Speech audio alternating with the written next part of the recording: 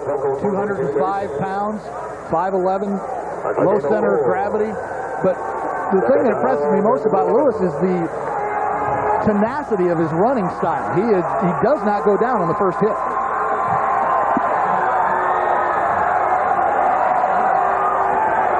Lindgren, quick underneath and incomplete, so it'll be a third down. All right, again, we obviously realized we had audio problems coming to you from up here in Pullman. We certainly apologize for that. We understand everything has been corrected now. Wayne Zubak along with Larry Pulowski, and welcome to Martin Stadium here in Pullman, where the Vandals, as you saw, have moved the ball very well. And Brian Lindgren looking very good in his first start here as a college quarterback. Third down, another big third down play for Idaho, and they seem to be bigger for Boise State. They have problems with these third and longs. Lindgren gets some pressure, throws underneath, complete. And Chris Lacey is close to another first down. And that will be a first down.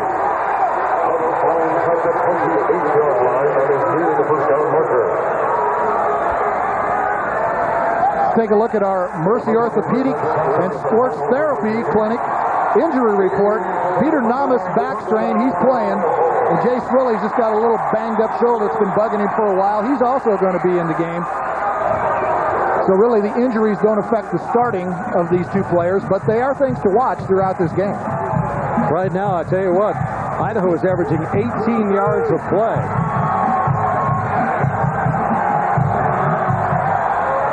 First down. Right up the middle, Blair Lewis. And Blair Lewis carries runners all the way down, tacklers rather, all the way down to the 20-yard line. Well, this offensive line for the Vandals, I mean, let's go across the front. 275, 304, 317, 312, 315. My goodness, Wayne, they average over 300 pounds. And right now they're doing a good job of knocking Boise State off the football. Lewis comes out of the game. Second down, ball right at about the 19-yard line. Second down and 2. Lindgren. Ball knocked away. Almost intercepted on the tip drill by Gabe Franklin, but he couldn't quite find the handle. Sasser got his hands on it, did a good job of reading that pattern, stepped underneath, couldn't catch the ball, but he did tip it up in the air, and Gabe Franklin almost got under it. Here's another look at it, just a quick three-step drop. This is vintage Vandal passing attack, and Sasser read it pretty well. All right, again, this is the third down play that Idaho has had, and they've made both before.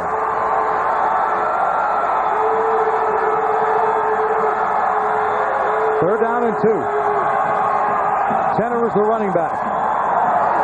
And he may have started, he's got the first down, but I believe he was in motion, and that one will come back. Yeah, Anthony Tenor at the tailback position, only 18 carries for 53 yards so far in the first 3 games for the Vandals. But you can see the illegal motion call here. So that'll make this a little bit more difficult third down, but as I say, so far they haven't had any problems with third downs. We'll pretty much put him into a passing situation now at this point. Illegal motion on the offense. Penalty accepted. Repeat third down. There you see our officiating crew here tonight in Pullman, Washington. No score, just underway, 11:52 to go. Idaho took the kickoff, and they've driven it down the field. The big play was a pass, a 42-yarder to Rossi Martin from Brian Lindgren, getting his first start as a collegiate quarterback. Chris Lacey in motion on third down and 7. Lindgren, hands off to Blair Lewis, and he is snowed under. Broncos coming with the blitz that time with Gary Mitchell trying to knife through the center guard gap on the left side of the line of scrimmage. Watch, see Gary Mitchell comes screaming up the middle, knocks that play right off balance from the get-go, and lets his friends clean up the dirty work. All right, so we're going to try a field goal here. Brian Pope comes on. He's 1 of 3 this year. 46-yard field goal by Pope. Looking pretty good. No good. Wide right. Just wide right, and the Bronco defense bent but didn't break. So right now there's no score, 11:05 to go here in the first quarter. We'll be back after this. We are back here in Pullman. Wayne DeZubak, Larry Pulowski with you. Well, Brian Lindgren, pretty impressive. 3 out of 5 passing. He had a 42-yarder in there. DeRossi Martin, but the Broncos come up big on a 3rd down and long and hold it. And then the field goal's wide right, so the Broncos have the football at the 29-yard line, 1st down and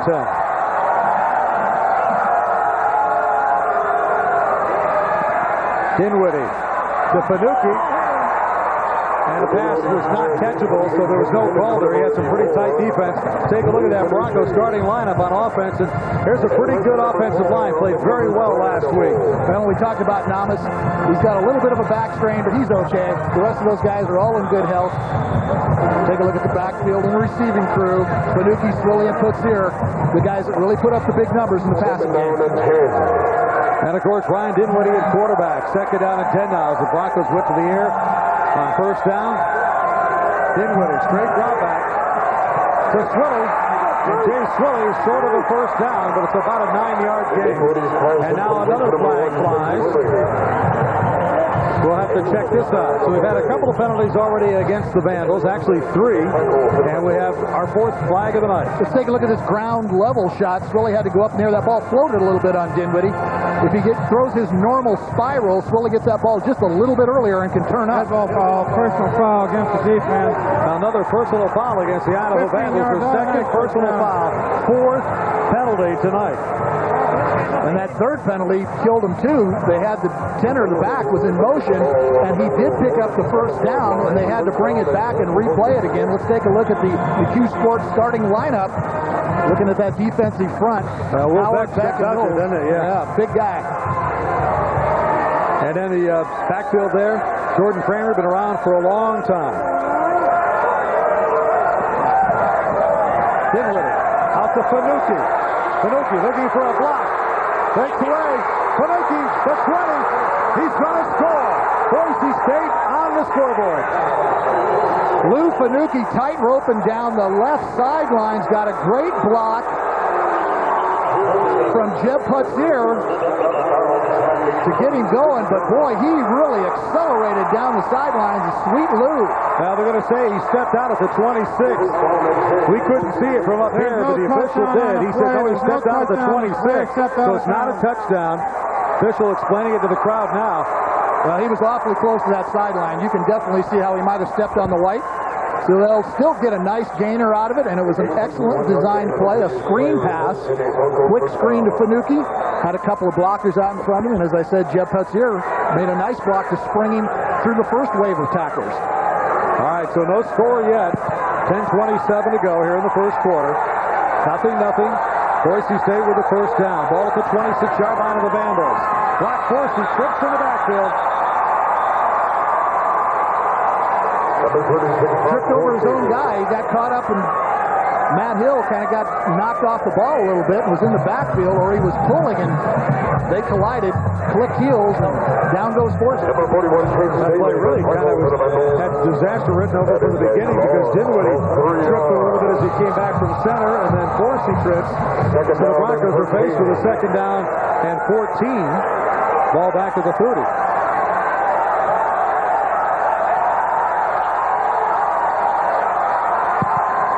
Dinwiddie, draw play, Brock Forsey up the middle. Forsey runs into Strofus and gets down close to a 1st down. Well, Wayne, if these guys quit running into each other, they might gain a few more yards. But, you know, Brock Forsey made a great cut back there, cut back into his fullback. Can't blame the fullback. Strofus is down there working hard, and Forsey's just trying to get to daylight, but a nice pickup to leave a 3rd and 2 situation for the Broncos. I'll tell you what, though, Strofus hit him hard. So if you're going to hit somebody, hit him hard, huh? All right, 3rd down and 2. Ball at the 18-yard line.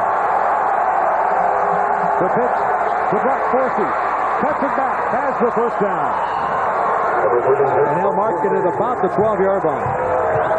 Excellent read by Brock Forsey in that ability to cut back that he's so well known for. I mean, you can go back to the Humanitarian Bowl 2 years ago and remember the cutback ability. Watch right here. Boom, decides now he's got to find that little bit of daylight that's there, picks up a good 7 yards. Well, that's called running north and south. And you just got to figure out, I needed 2 yards, you better start running and getting it. There was a better look on that replay of the daylight that was there for him, and he found it. First and 10 at the 12. And Brock Forsey again, trying to pick his way and weave his way, but not much there.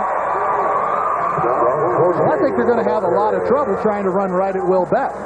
And then if they're not running it Beck, they're running at Brian Howard, and he's 6'3", 290. Of course, the Broncos felt a lot of success last week with that run in the second half. They only threw the ball 3 times. Well, that UTEP defensive front was definitely outmatched by the Broncos' size, and you could tell they were worn down throughout the second half. I don't think we'll see that out of this Vandal defensive front. Second down and 7. Again, Forsey up the middle. Broncos just forcing it right down their throat, or at least trying to anyway, and they're doing a pretty good job, the Vandal defense. Obviously, I'm not an offensive coordinator.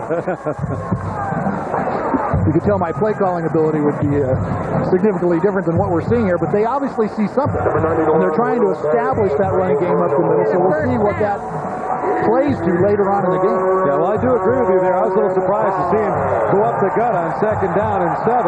Now they're faced with a third down and 5, give or take. I always look tight end in this situation, Wayne. Great place to throw to your tight ends. Well, they got 2 of them in there. They run. There's Brock Forsey. He has the first down. It's 2 for 2 for you guys. Yeah, I stink. People always ask me to predict scores. I don't think I've ever gotten one right in the history of being asked that question. I'm now 44 years old.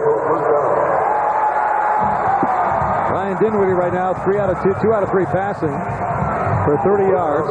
And you know, Wayne, I'm still trying to get used to the little bit more conservative play calling of Dan Hawkins as compared to what we saw last year. Now, that's another great cutback. Forsey has just got such great vision when he heads to the line of scrimmage. Yeah, offensive lineman got to love this guy. Got 7 carries for 30 yards right now. And he's going to get it again, and he's in for the touchdown, and nobody touched him. Nobody. And now there's another flag. And this one's going to be against Brock Forsey for tossing the football in the direction of one of the Vandal defenders. Yeah, it's going to make for a rather long PAT. And now Coach Hawkins being warned to get back into his coach's box. But you can't throw the ball. That's just like spiking it, whether you throw it or watch it. We see the replay later. You'll see at the end of this play, he kind of flips the ball back at the defender. Here's Forsey coming right at you. Watch the little flip right here. That's just like spiking the ball. Automatic call. No decision from the referee. He just has to throw the flag in that situation. Taunting. Just got to drop it, yeah. Taunting, bringing attention to yourself, anything like that will draw a 15-yarder. So once again, Nick Kalaikai, who's had a tough year, made tougher by 15-yard penalties, by no blocking and whatnot. He's got a 35-yard extra point coming up. It is up. Good.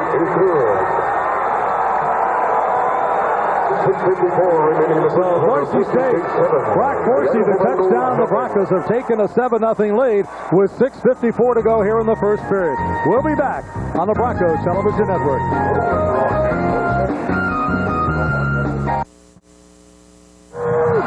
Don't forget, join the millions of viewers all across the country who have switched to CBS on Thursday nights. Survivor Africa at 7 p.m., CSI at 8 p.m., and our new program, The Agency, will entertain and amaze you. CBS Thursdays, the one to watch. All right, back to action. And a kick goes out of bounds. Boise State will kick it over. Or they can take it to the 35, Idaho can.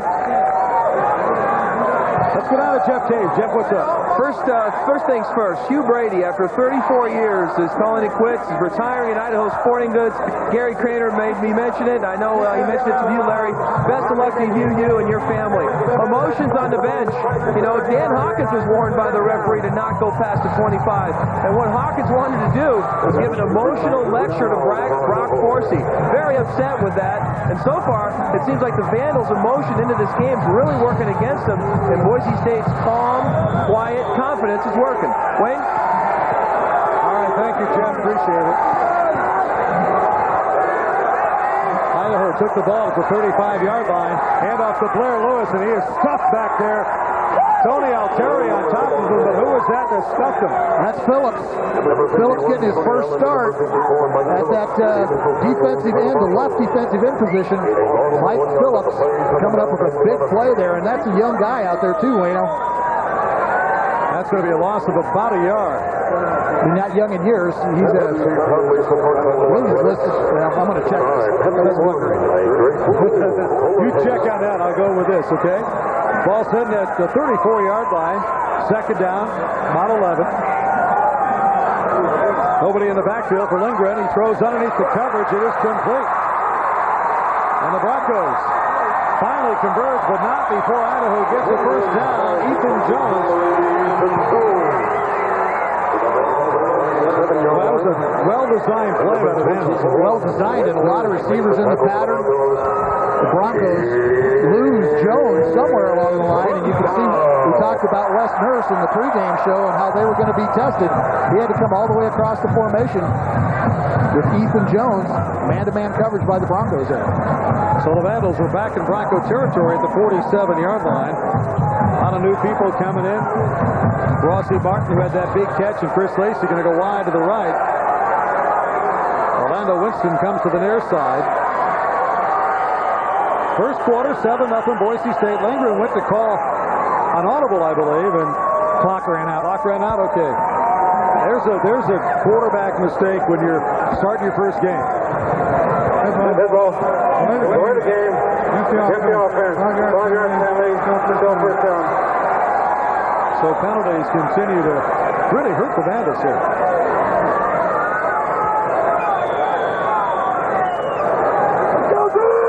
Lindgren, a big kid, and I mean, he's got a rocket for an arm. 6'4", 209 pounds, sophomore out of DeSales High School. Hands it off to Lewis. Lewis was knocked down first. Nice job by Bobby Hammer. And after that, it was pretty easy to wrap him up. But Bobby Hammer hit him, and Lewis finally went down.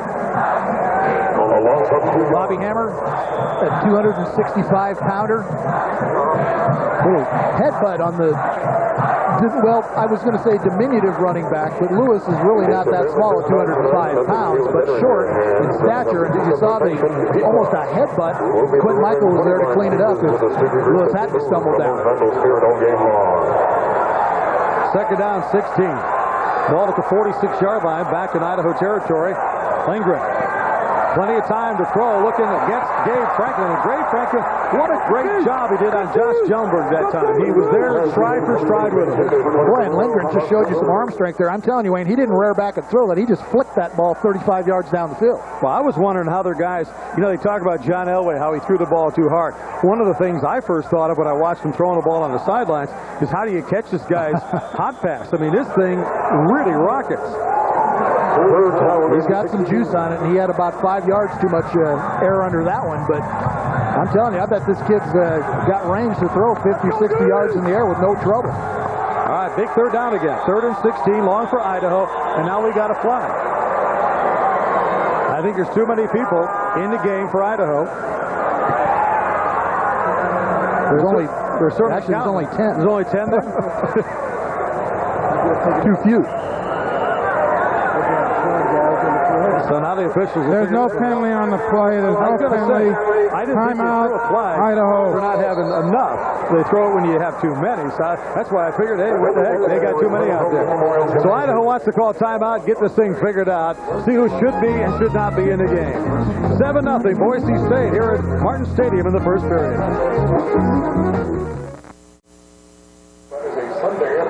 The VTV Update Scoreboard brought to you by Sinclair Oil. Look for the sign of the big green dinosaur and fill up with Sinclair, and some exciting games indeed today. And we got one right here at Martin Stadium. 7-0 Boise State. 3rd and long for Idaho, and they may have gotten another first down. A great throw by Lindgren and a great catch. That was Ethan Jones again, his second big catch. Travis Berger on the coverage, and I believe, again, another situation where Boise State is in a man-to-man defense. Let's take a look and see if we can see it. A little bit of a tight shot here. A more normal five-step drop for Lindgren. Pretty good coverage again. The ball in perfect position. I'm very impressed with Lindgren so far tonight. He has put it right on the money, hasn't he? Double reverse. Idaho in trouble, but now they've got a man. And I tell you what, give that to Gabe Franklin. Gabe Franklin stayed with the one man that Idaho wanted to go and throw the ball to on a double reverse, and Orlando Winston had nowhere to go with it at all. Yeah, they had Rossi Martin down the field, but Gabe Franklin wasn't fooled. He stayed with him, and Hammer got a little bit of the act here. And here's his great shot of this double reverse action. Hammer gets up and makes the first contact, and then he finishes him off. But that was all coverage by Gabe Franklin. Yeah, see, that's when Winston knew he had nowhere to go because Gabe Franklin was right there, and Winston didn't want to let it go. So it's second down and very long again for the Idaho Vandals. Blair Lewis. Well, he does shoot through a hole, doesn't he? And another flag goes down. And I think we're going to have another personal foul against Idaho. This could be the third personal foul. Let's see what they're calling. They're talking it over. Ray Deonda, number 69, was the person, I believe, that made the hit. But I'm not sure if that was actually what was called or not, because one of the officials ran into the middle of the scrum, was talking to him, but the flags came from outside. Now we'll check it out. They're still unraveling this situation. Here comes dead ball foul, personal foul on the offense. Third down, 15-yard penalty. Watch Deanda, number 69, at the end of the play. He's going to take a shot at Gary Mitchell. Not hard to make that call, I don't know. We saw a little bit of that today in a couple of games, and they called it just like that tonight. It's the third personal foul against Idaho tonight. And now Idaho's looking at third, and looks like about 30 to 34, somewhere in there. I need a calculator right now. Fifth penalty on Idaho for 48 yards.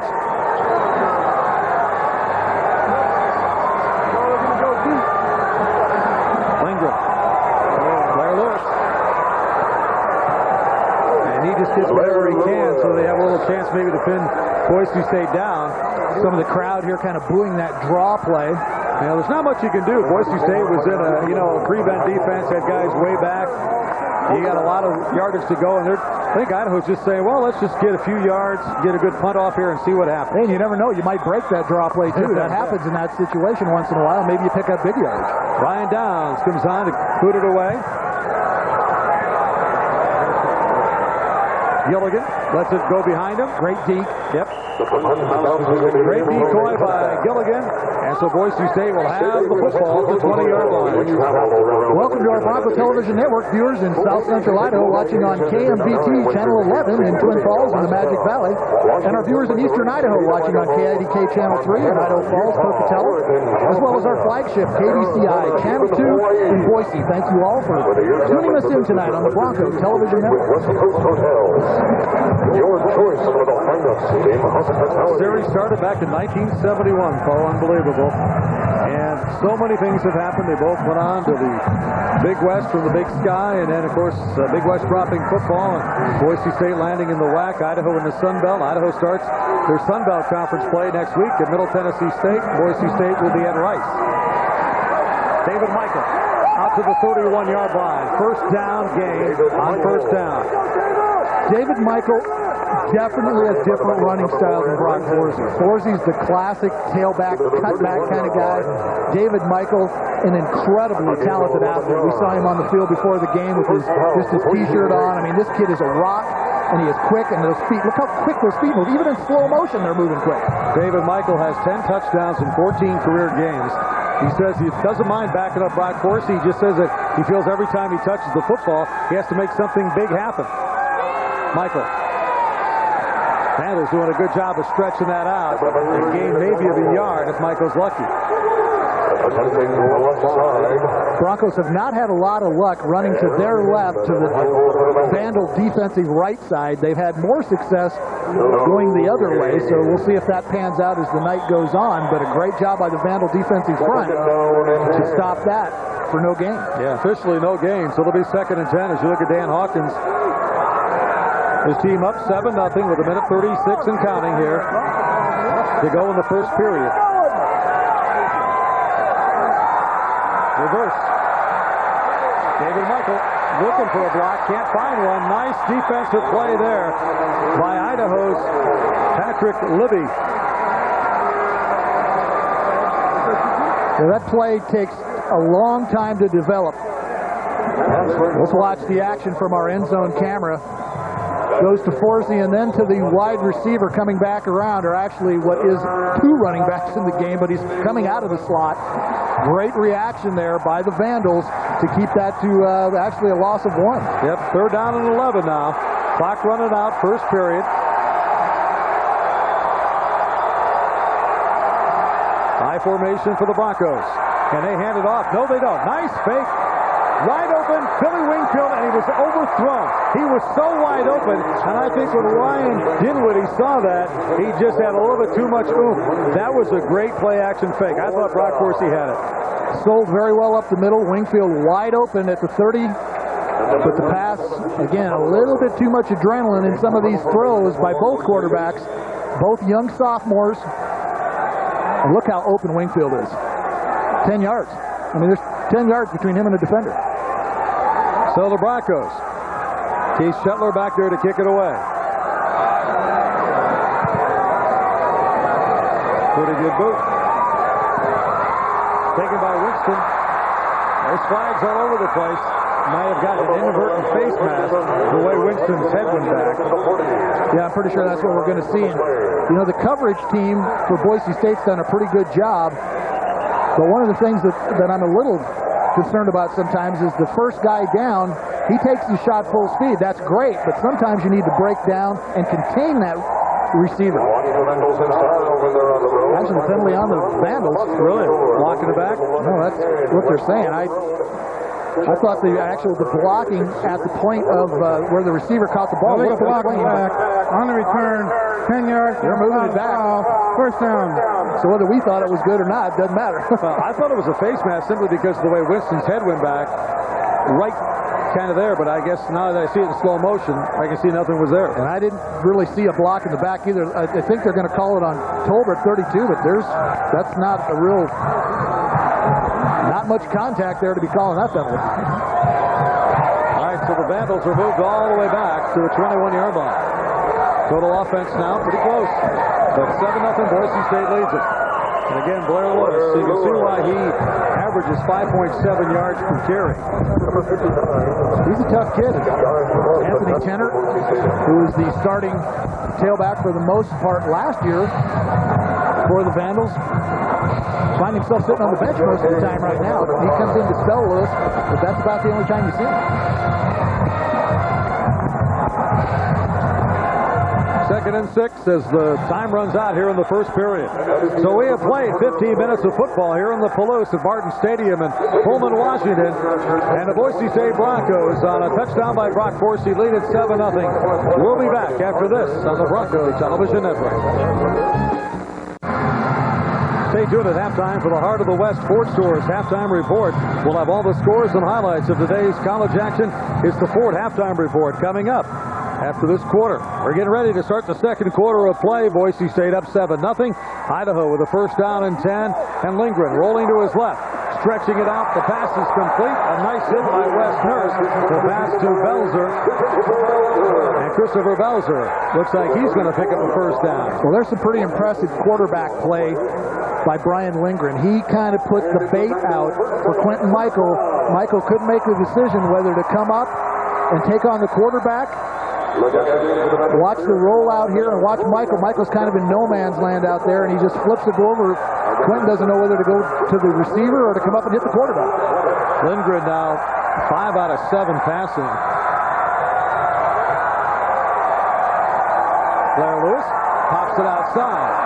Takes on Wes Nurse and drags Wes Nurse for a couple of extra yards. So it'll be second down and about 2. Let's go down to Jeff Caves. Keep an eye on head coach Tom Cable. He's been using the flip charts, and I think one thing through Cable's career at Idaho is that he's wrestled with is making the play calls or assigning it to Brett Ingalls, his offensive coordinator. Tonight, it looks like he's taking charge of the play calling. You can see him constantly checking charts. I'll ask him at the end of the half and report in third quarter. Wayne? All right, thank you, Jeff. Appreciate it. Section 31 and 32. Second out and 3 now.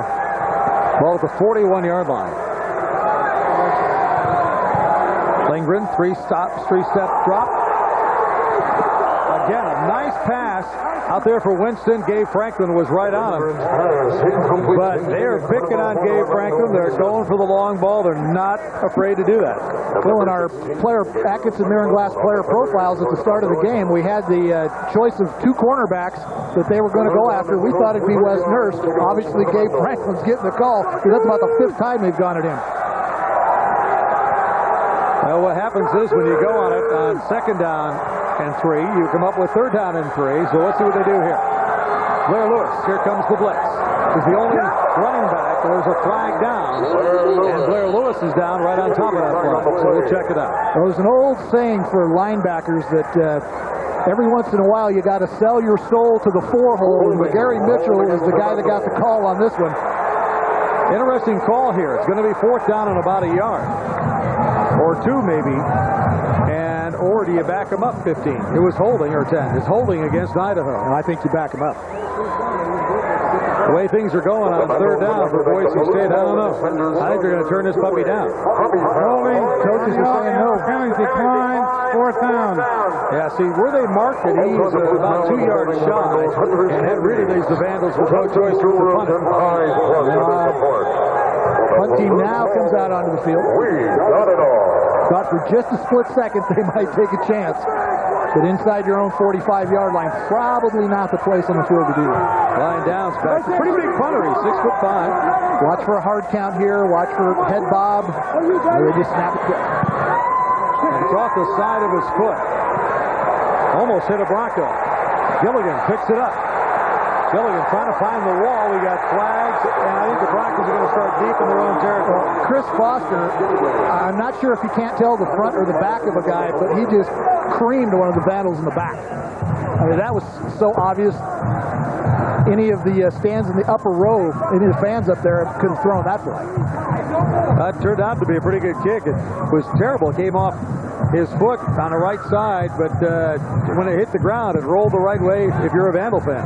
You know, coaches just beat their head against the wall, especially special teams. Illegal block in the back. On the return team. Penalty marked off and then run.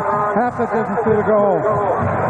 You cannot imagine how many. I would bet Chris Foster, if he's heard it once, he's heard it 150 times. Don't hit anybody in the back on a punt. Unbelievable. All right, timeout on the field. We'll be back. Boise State 7, Idaho nothing. 13:50 to go here in the first half.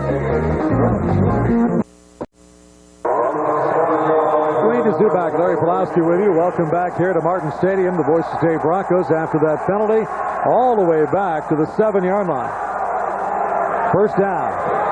Pitch out to Brock Forsey. And Forsey to the 11. Looked like a little bit more of a hole than what it actually resulted in. Let's take a look at the penalty again, and you can see it right at the 20-yard line right now. Is there any possible reason that you would hit a guy in the back right there? I don't get it. Brock Forsey, there's his numbers. 8 carries, 30 yards. Dinwiddie inside, complete. That's Billy Wingfield. It's a foot race now. He's at the 40. Midfield. He's still going. That's going to be a touchdown. Boise State, Billy Wingfield on the inside screen. And there's no flags on the field, Wayne. That's going to stand. Now they're bringing it back again at the 42. We cannot see him go out of bounds from our side here. The shadows over there are terrible, so you can't tell whether he stepped out or not, and you never really can't pick up the official, but he's out at the 41-yard line. Does he not have a whistle? If he's stepping out of bounds, why doesn't he blow his whistle? And he did. Yeah, he did. Good call. There it is. But the play goes on for another 20 seconds. Very good call. Just a very bad whistle. All right. So Boise State still 7-0. Rico didn't have that much pressure. I'm not sure why he was heading that way so far. But anyway, ball at the 41. First down and 10 for the Broncos. And Brock Forsey gets the call. And Forsey trying to follow his blocking. And when he saw guys standing around, he put his head down and just took it himself. Really got a nice block there by Rob Bryant. Number 78, the big tackle for Boise State, doing a good job of leading him upfield. Almost a 7-yard gain on it. Of course, we haven't mentioned that this field is field turf. It's very similar to what Boise State would be hoping to put in next year at Bronco Stadium. Very soft. I mean, it's very nice to walk on. It's like walking on a very nice carpet. Second down and 4. Second quarter action. Broncos up 7-0. Glad you could join us here on the Bronco Television Network. Forsey, look at him wait for the hole, gets the first down to the 29-yard line. Is he savvy or what? Well, that was sweet. He knew that it was going to develop. He just had to be patient and not run up his offensive lineman's back. And he was patient, and it did develop. Brock Forsey, such a cool customer. He had... We taped the coaches show on Sunday evenings, and usually Brock or a player will come over with Coach Hawkins. Well, Brock wasn't with Coach when he got there, so we taped 2 segments, and the third segment was supposed to be the one where Brock is in. Well, Brock shows up about 15 seconds before we're ready to go, sits down, has a great segment, goes home. Mr. Cool. Dinwiddie. Time to pass, throws it to Jeff Puxier. Puxier with a couple of moves, he's to the 12. First down, Boise State. So hard to bring Jeff Puxier down once he catches the ball. At 6'5", and depending on whether he's sick or not, 235 to 260, somewhere in that neck of the woods. He sure had a rough time to start the season. He had the flu, then he got a tooth infected, and it was just terrible. And now he's feeling great. Talked to him before the game. He came over, talked to us, and said he's just feeling fine. From the 12, Brock Forsey cutting it up down to the 8-yard line. One of the things we're teasing Puxier about, he was throwing some nice passes, and I said, look at that. He can throw passes, he can play tight end, he can play wide receiver. We're going to call him Slash Puxier. Slash Jeb. Yep. And he's a good kid out of Eagle High School in the Boise area. A tremendous athlete in high school, and he has just been a tremendous athlete here at Boise State. Second down for the Broncos. Second and 6. BSU up 7-0 here in Pullman. Threatening again. Forsey slashes down to the 6-yard line. That's going to be short of a first down. Excuse me, the 4-yard line. He needs to get to the 2 for a first down. Slash, an excellent word on that play, too, because he did. Very distinct running styles between he and David Michael. Let's watch it from the end zone, and you can see how he just knifes his way into the only opening there is. Nice little hold there by Rob Vine, but you got to get away with 1 or 2 of those. Here's where you tell your team, just block. Brock Forsey, the numbers on him, starting to pile up. Still got plenty of time here to go in the second quarter. He already has 50 yards rushing. 3rd and 2. Dinwiddie. There's the first time we've seen him take the option that Bart Hendricks made so effective. I mean, that has been an effective play for years. Tony Hildy was great at it. And Brock, now you see Ryan Dinwiddie and Bart Hendricks did it so well. 2 to 1 yard line. Well, and Dinwiddie at this point in time, a little bit more diminutive as far as size and the ability to take a hit. They don't run that option nearly as much as they did with Bart. There was a penalty against Idaho. We'll see which gives the Broncos more yardage, whether the Broncos, they get the first down no matter what. But what they're saying is, we're talking millimeters now. Say, okay, you're at the 1, but you're at the 2-foot line if we take the penalty. Offside on the defense. The penalty refused. It'll be a first down. All right, obviously they got further with the run than they would have had they taken the penalty. Hey, it's millimeter the minutia, isn't it? It's the little things that get you. Exactly. Well, I tell you what, if Boise State can punch this in here and can score, stepping out of bounds. First down and goal to go for the Broncos. Because the Broncos have been able to run a lot of clock off here. But first they've got to punch it in. First and goal. Brock Forsey. That's a 10 right there. I think that was a double gainer. They gave him the touchdown. Oh, my goodness. Forsey goes into the air and becomes a projectile. And then he becomes a spinning top, and he spun so much he spun right into the end zone. Oh, a double twister with a 3-gainer. I have no idea what I'm talking about. You don't, but it's okay, because here it is, right in your living room. Look at this. Oh, my. Wow. What a great camera shot down there. Great job on the sideline. What an incredibly athletic play by Forsey. Nick Talakai now up to the extra point attempt. It's slow but good. He knuckleballed it through, but it doesn't matter. It counts for one anyway. 9:45 to go here in the first half in Pullman. Boise State 14, the Vandals nothing. Brock Forsey, hey, Mr. Gymnast himself.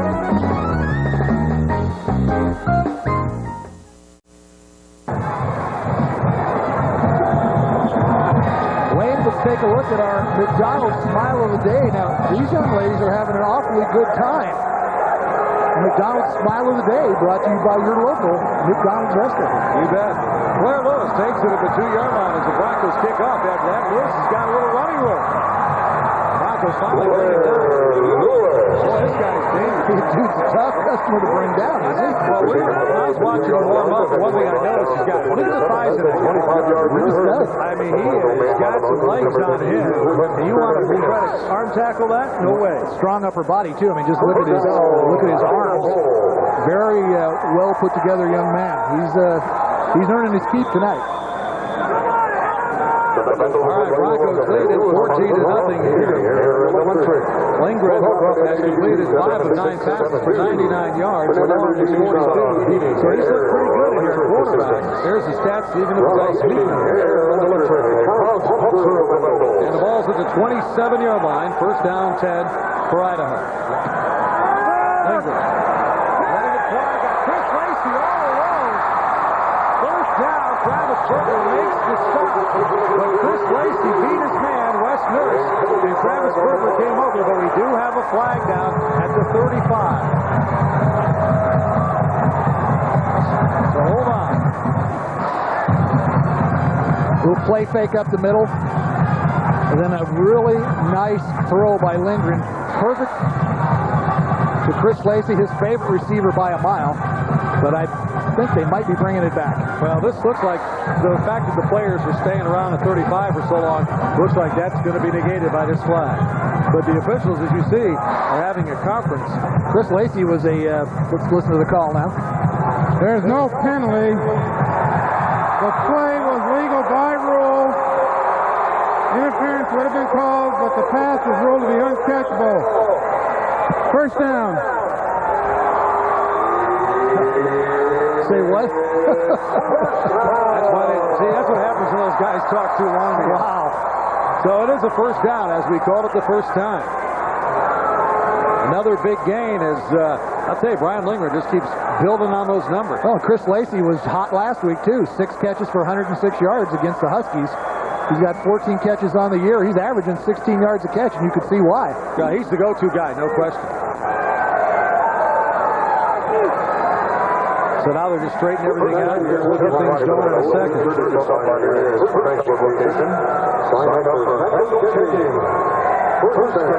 right, first down 10 for Idaho. 9:20 and counting to go here in the first half. Lindgren again, play action fake. What a great hit by Gabe Frank. The pass was completed. Christopher Belzer paid the price, didn't he? Yeah, Mr. Belzer got hit pretty good there by Gabe Franklin. Franklin's a great guy to make these kinds of hits. We've seen him do it before. Watch the impact here. Belzer just turns around, doesn't even see him coming. That is a big time hit. Yeah, Andy Avalos like let him flat there. And of course, Gabe, I think, was saying something. Giving him the business. He was talking to him. I don't know what business he was giving him, but he was giving him the business. They were definitely communicating. Somebody should tell Gabe, though, that he did gain 8 yards. 3 wide receivers to the left. Second down and 3. The pass overthrown to Belzer again. He had some running room out there. If that pass was a little bit lower, where he could get his hands on it, he would have turned it up for the first down. He's pretty good recognition there, though, by Wes Nurse. He was coming up pretty quick. As you see Tom Cable talking things over. Third down conversions, 1 out of 3 tonight for Idaho.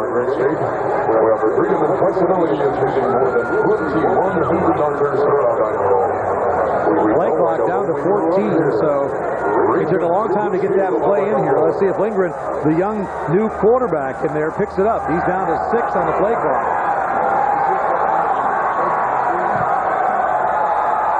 They figured it out. Pass out to Chris Lacey. Wes Nurse pushes him out of bounds, but not before another first down. And how close was that as the ball was snapped? The play clock went down to 0. Definitely got it off right at there. Time that it hit 0. But Wes Nurse now a little nervous about Chris Lacey going deep on him. So what do? They run an out route. And Nurse now within 15 yards of him when that ball's caught. Hey, Wes Nurse is quick, though. You saw how quickly he caught up. He closes, but if he's that quick, then he could probably give a little less cushion. Lindgren going almost exclusively to the air, and he is going to be down. Everybody in on him. The Broncos just brought, I don't know that it was so much a blitz as it was, they just really had great pressure. And there were a bunch of Broncos in there. Ryan Nelson was in there, number 99. He was one of them. You see the pocket just collapse around him, and there's Nelson. Nelson, a junior out of Palo Alto. Only 235 pounds, not a very big defensive end, but effective there. It was a blitz because Gary Mitchell was back there, so big loss. Again, Lindgren hit as he let it go, and it hopped one time. Well, hit by the guy you just mentioned 1 second ago. A delayed blitz that time by Gary Mitchell. Delayed blitz being nothing other than he just waits a count before he comes. Hopefully the blockers won't pick him up, and that's exactly what happened, and he tattooed Lindgren. Here you see it coming off the left side of your screen, right from behind the goalpost, unabated to the quarterback. But all because he waited just a split second before he made his blitz move, allowing the offensive lineman to choose who they were going to block and leave him free. All right, Idaho with another third down here. Third down and long. 3rd and 15.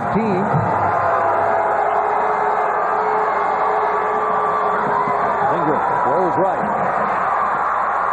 It is complete and out of bounds. Short of the first down, Tim Sams makes the catch. Rossi Martin, I'm sorry, they had 2 5s.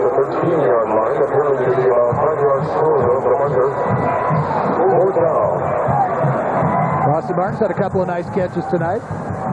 Not enough that time for the first down, so we'll see a field goal attempt. Number 37, Brian Poland, Idaho, now a 30-yard field goal. Number 14, Ryan Poland, holding. 30-yard field goal attempt from the right hash mark. 14-0, Boise State leads it. Vandal trying to get on the board. This one's got plenty of distance. No good. Wide left. Boy, I tell you, field goals are hard to come by for both these teams this year. Well, special teams has been a problem for both of these teams this year. I certainly know Vandal fans out there had their share of distress last week against Washington. A couple of big mistakes and big plays, and we've seen chronicled Boise State's problem with special teams. Boy, number 2 Florida was on its game today, beating up on Mississippi State 52-0. A lot of exciting games. Virginia Tech beat Central Florida. That was not one of them, 46-14. Here's one of them. That went into overtime. Purdue kicked the field goal on the last play of the game to force the overtime. Another one, South Carolina still winning by 1. They had never beaten Alabama before. They were 0-10 against the Crimson Tide. Brock Forsey just finds a way to make yards. Made a lot out of nothing. Picked up 4 yards there and really should have been stopped behind the line of scrimmage. But he slid his way down to the end of the line of scrimmage and found a little bit of a hole out there. And Brock's averaging about 4 yards a carry, so that was just about the average play to expect out of Mr. Forsey. go back to that field goal problem I talked about a moment ago. If you combine the two teams right now, they are 1 of 7 combined on field goals this year. That is so pathetic. Yeah, Idaho 1 of 5, Boise State. These are programs that usually have solid field goal programs. Well, you have great kickers at both of these schools. Nick Talakai right now. You know, Lou Groza, award nominee last year, probably this year. Officials talking about something as the Broncos looking at a 2nd down and 6. Broncos went back to huddle up. Now the official says, come on, let's play this thing. Strofa's coming out. Broncos going to go with 2 tight ends. Kevin Lausma coming in for the Broncos. So Tootsie or Lausma in there as tight ends. Broncos going without a fullback on 2nd down. Brock Horsey. Straight up the middle. 1st down play for Brock. Broncos keep the clock running and keep her running. I think you're starting to see that offensive line kind of take over, similar to what they did last week against UTEP. Knocking some people off the ball. Horsey's got many different options on what he can do. And maybe they're wearing this defensive front out. Just then, the defense has been on the field quite a bit this first half, Wayne. Well, I'll tell you what, Larry, too, you shorten the game a lot. And when you got a guy like Brian Lindgren who's just tossing the ball every time now, if you can run the clock and you got Lindgren on the sidelines, that's exactly what you want. Now, Brian Dinwiddie, as I say that, looking deep. He's got a man. Wingfield's wide open. The pass is dropped.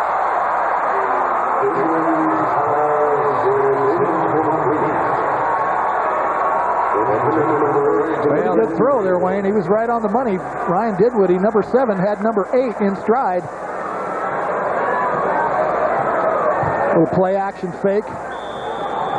And a half roll, and you see the arm strength of Ryan Dinwiddie now exploited, and that was right on the money. 2nd down and 10. Well, that's a key drop right there. 2nd down and 10. Ball comes back to the 33-yard line.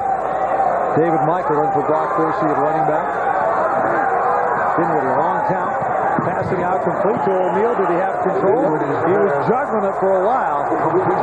That's the first time we've called O'Neal in a long time. He made some big catches last year. Out of bounds at the 38-yard line. Brian O'Neal, a 6'1" senior out of Galveston, Texas. Just gets the control in his left hand, drags the foot, gets the catch. All right, big 3rd down for the Broncos. There's O'Neal.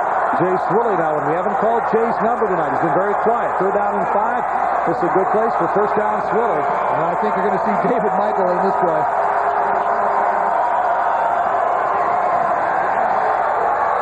Looking for Swilly. 1st down. See, Wayne, that's why you're the guy that should make the call. 1st down, Jay. You called his number. He got the catch. That is a big wide receiver. Look at Jay Swilly now in our isolation camera. Drives his cornerback off the ball. Great out route. I mean, that was a 90-degree angle. And Ed Rankin can't cover it. Well, that's right. You know, Rankin that time just completely at a disadvantage because Swilly was just going to push him down the field and then get that 1st down. Good call, man. Maybe we should make you the offensive coach. Yeah, that'll last for about a quarter. I just need to shut up and quit predicting plays. David Michael. He comes back, gets to midfield. With a little help from the defense, they pushed him forward. Yeah, Patrick Libby came in at the end and gave him a little kiss. Actually did help him gain some yards, but I'm sure it didn't feel too good. Here's the young guy right there, David Michael, who knows his role, is very comfortable with that role behind Brock Horsey because he knows how important that role is. I mean, how would you like to be a defense? 1 minute you got Horsey, the next minute you got David Michael. 2 different runners, 2 tough runners. How do you prepare for this receiving core either? I mean, that has got to be a nightmare for defensive backfield coaches to try to put their guys in coverage positions where they're going to be able to stay with all these guys. Dinwiddie, straight drop back. Looking for the screen. Has David Michael. Michael's got some running room. 1st down and then some. Around the corner, Michael, a foot race, knocked out of bounds at the last second. He's inside the 20. The touchdown-saving knockout by Jordan Kramer. There's a classic example of the big play that David Michael sees every time he walks onto the field. He thinks big plays. Little screen pass play. They really got the Vandals to bite on that. Good block by Huff. And then the rest is David Michael. Nice block downfield, too, by Jay Swilly. Going to mark it at the 19-yard line.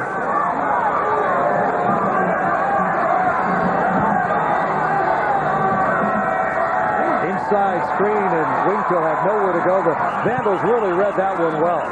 They ate that one out. Patrick Libby again.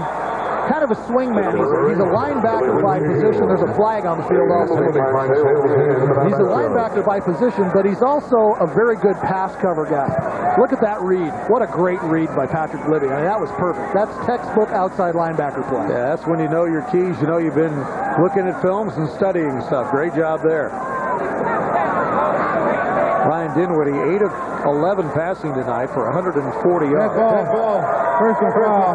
On the offense. 15 That is a big one. 15-yarder against Boise State. We've seen 4 personal fouls now tonight. 3 against Idaho, and there's your first one against Boise State. Yeah, but this isn't a rivalry anymore. What nonsense. Anybody that would say that about this game has either, one, never played football or just moved here from Canada. Well, just because they're not in the same conference anymore, you know, it doesn't mean it's not a rivalry, and it's too soon. I think maybe it's even more of a rivalry because they're trying to make each trying to make their point. Dinwiddie over the middle, complete. Is that Panucci? Gary Smith. There's a Gilligan. That's Gilligan. Okay, well, one of the 3. We had 3 shots at it. 83, 87. It's one of those 80 guys. Or 84. And he had a lot of defenders around him, and I can see it now on the screen. Mr. Gilligan, nice catch. We had the 8 covered, though, didn't we? Yeah, I knew it. I could see the 8. Stop route by Gilligan. Drive the defender off the ball. Stops on a dime. Nice. Very nicely executed route. And the Broncos still working to try to make up for that penalty. 3rd down. Dinwiddie. Getting flushed out of the pocket. Got a flag down, and Dinwiddie's down at the 19-yard line. There's a flag over on the far side. There's got to be a holding call. I mean, when the protection breaks down like that and the quarterback's still looking to pass the ball, 9 times out of 9, usually it's going to be a holding call. Dinwiddie gets flushed out of the pocket, some good pressure up the middle.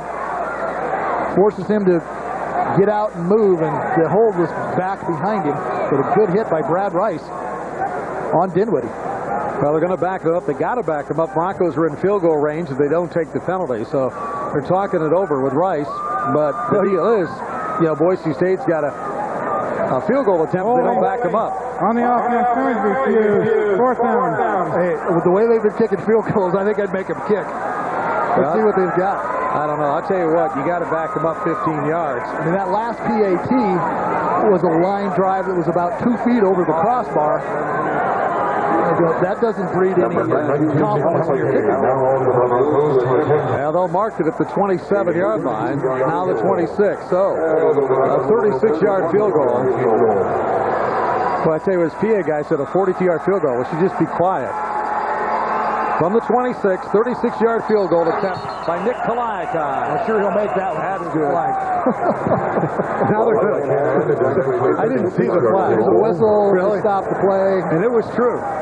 Good ball. False start. Oh, boy. 5 yards. Boy, what does Kalaika got to do to buy one? They're making a tough one now, a 41-yard field goal. PA guy wants to do play-by-play, huh? All right, but this time he's got it right. It is a 41-yard. I didn't see a whole lot of flinching. All right, 41-yard field goal attempt by Nick Kalaika. This one is up, got plenty of leg, and this one is no good. And there's a flag down. Wayne, I'll tell you what the last penalty was. And roughing the kicker, oh my goodness, that is huge.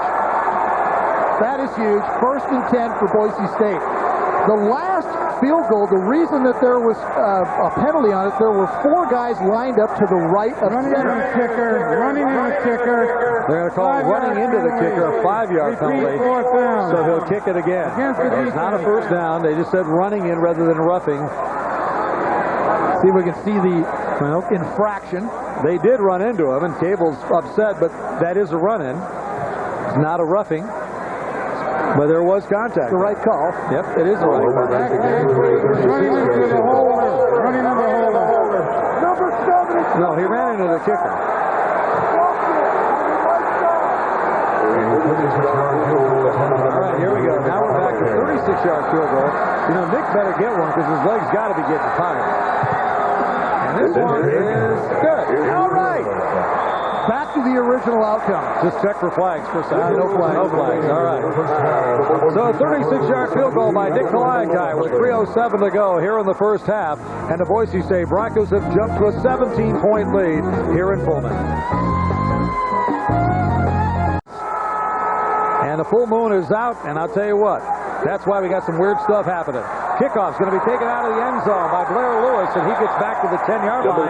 It's that, and that was a mistake by Blair Lewis. Chris Lacey was telling him, stay in the end zone, stay in the end zone, stay in the end zone, and he pushed him aside and ran out of the end zone. Now we got flags all over the place.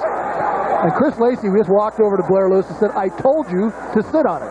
And he didn't, and it cost him a bunch of yards. Well, I did see some stuff after the tackle. Make sure, ladies and gentlemen, that time you stick around. A great performance for the Bengals marching band. Dead ball, personal foul.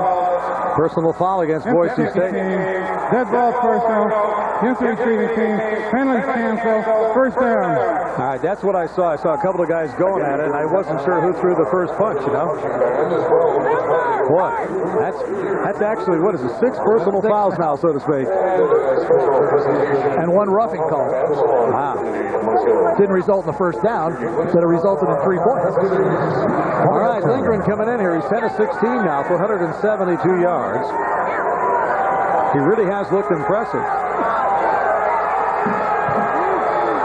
But he's been unable to get the Vandals on the board. 17-0.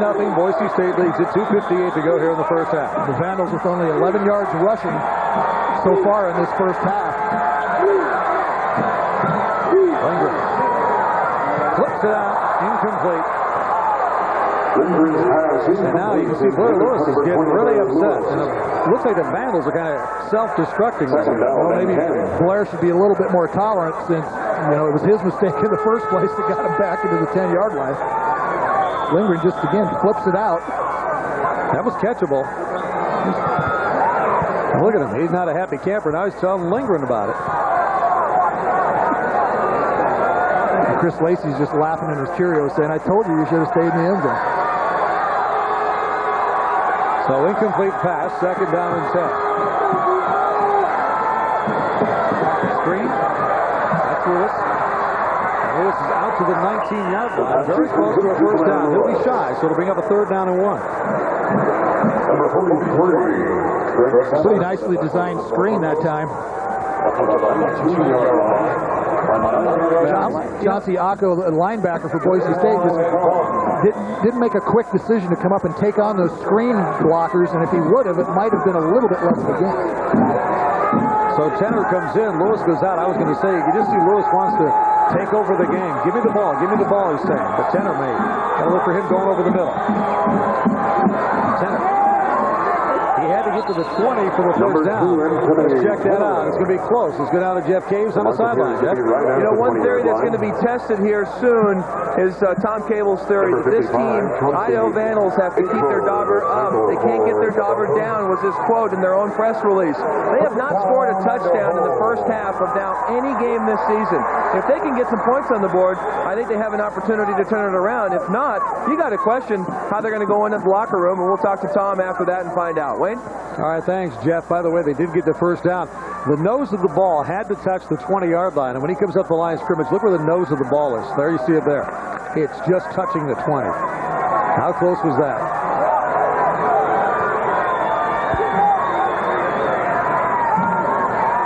Lindgren going to air it out.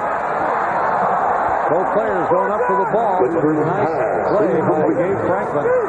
Intended for number 3, Chris Lacey. For Chris Lacey. Number 13, Thomas Berger on the cover. Lindgren again a little bit high on the delivery. You know, Chris Lacey's a pretty doggone good receiver. This guy's made a lot of catches, has a lot of return yards for this Vandal club.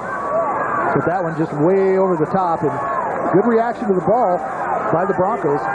Julius Brown out there on the corner now. Lacey with 3 receptions for 60 yards tonight on a second down and 10. Lindgren in trouble. He goes down.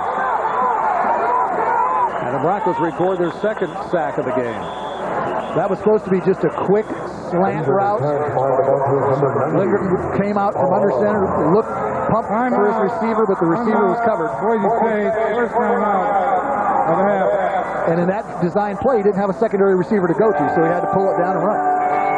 So the Broncos call timeout here with 1:32 to go in the first half. They would like to get the football back because Idaho's going to be faced with a third down and 18.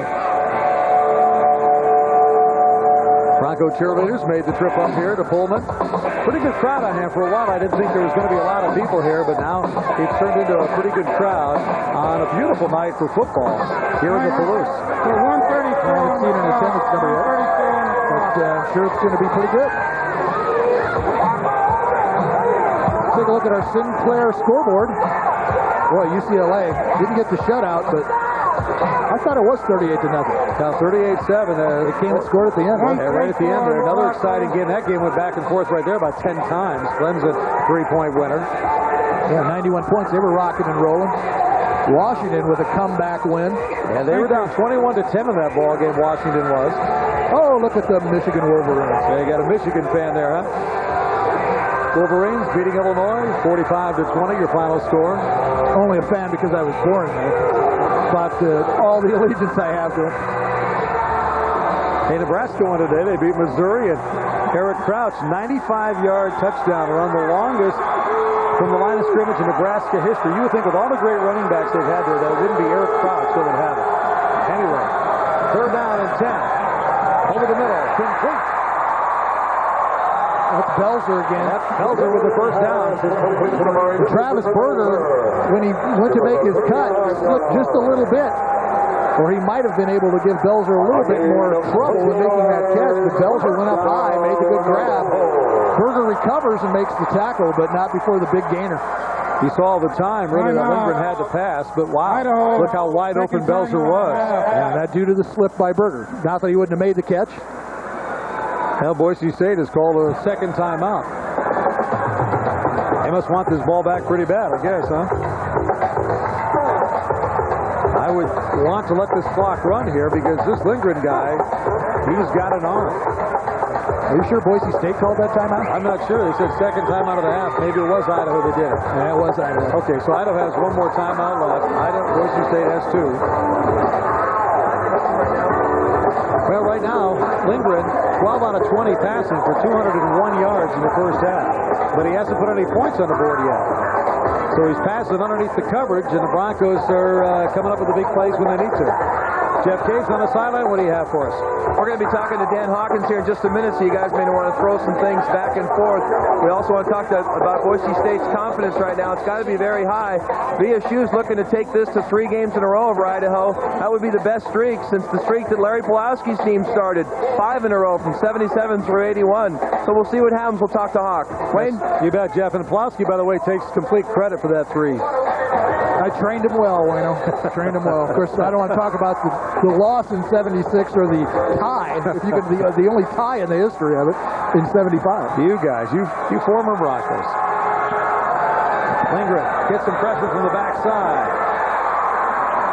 Again, gets the pass completed. That's going to be close to a first down. Rossi Martin getting the job done. And Lindgren just really a cool customer. He had a lot of pressure coming from the backside. Maybe he was cool because he didn't see it, huh?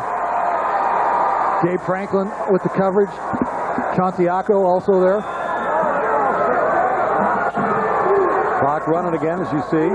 Lindgren throwing underneath. Knocked away. Nice play. And that was Gabe Franklin again.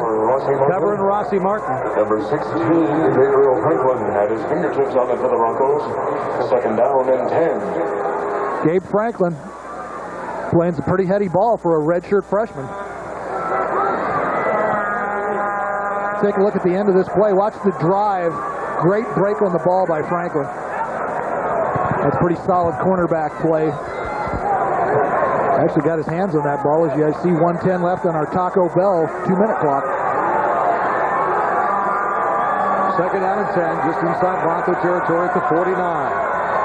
Lindgren stepping up underneath. That's going to be another first down for the Idaho Vandals. They're just kind of going underneath the coverage. They're pushing everybody down deep, and they're throwing to the under guys. In that case, Zach Kirshner getting in the ball game. And number 98, Bobby Hunter, the tackle for the Broncos. And the clock will stop at 1:01 as they reset the chains on the sideline. Now, I'll tell you what, Lincoln running this 2-minute drill to perfection right now. Here come the Broncos. And he is set. Bobby Hammer. Yep, Bobby Hammer got in there, and the Broncos decided to bring pressure. And Idaho's not going to call timeout. They want to line up real quick. They're going to throw it down. They're going to ground it. Second down and 16. So it'll be third down and 16 with 39 seconds to go. Basically, one play to try to get that first down or is get it into field goal range. Because right now, I don't think they're in field goal range. Well, the Broncos defense was in pretty much its max coverage, zone coverage.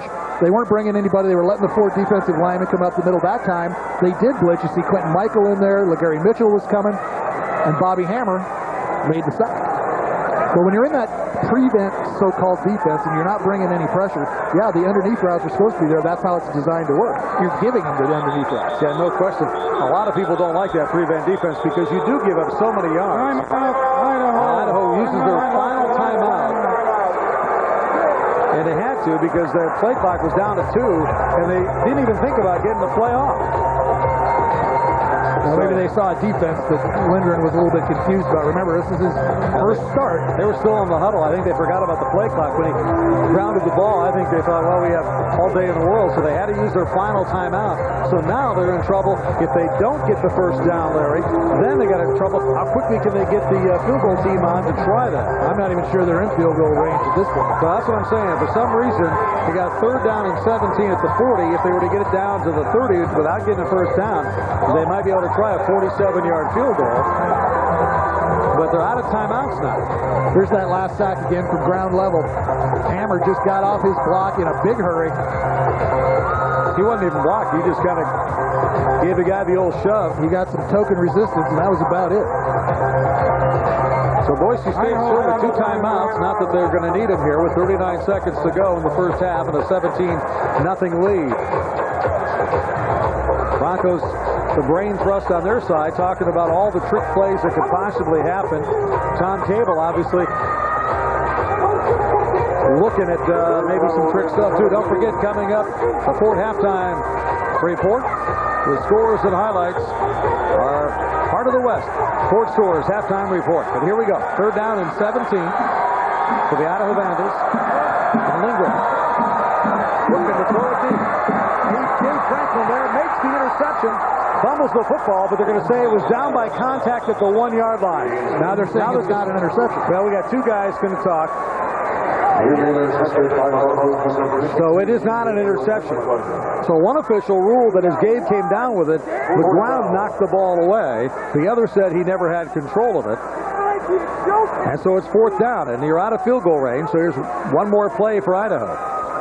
Do we get to vote on that referee's call? Because I like the other guy's opinion better. Yeah, exactly. This is not a democracy, I assume. I think we're outvoted. 4th down. Vandals need to get to the 22-yard line for a first down. Over the middle. And I don't know who somebody finally catch that ball? No, it didn't. It's down the ground. It just dropped.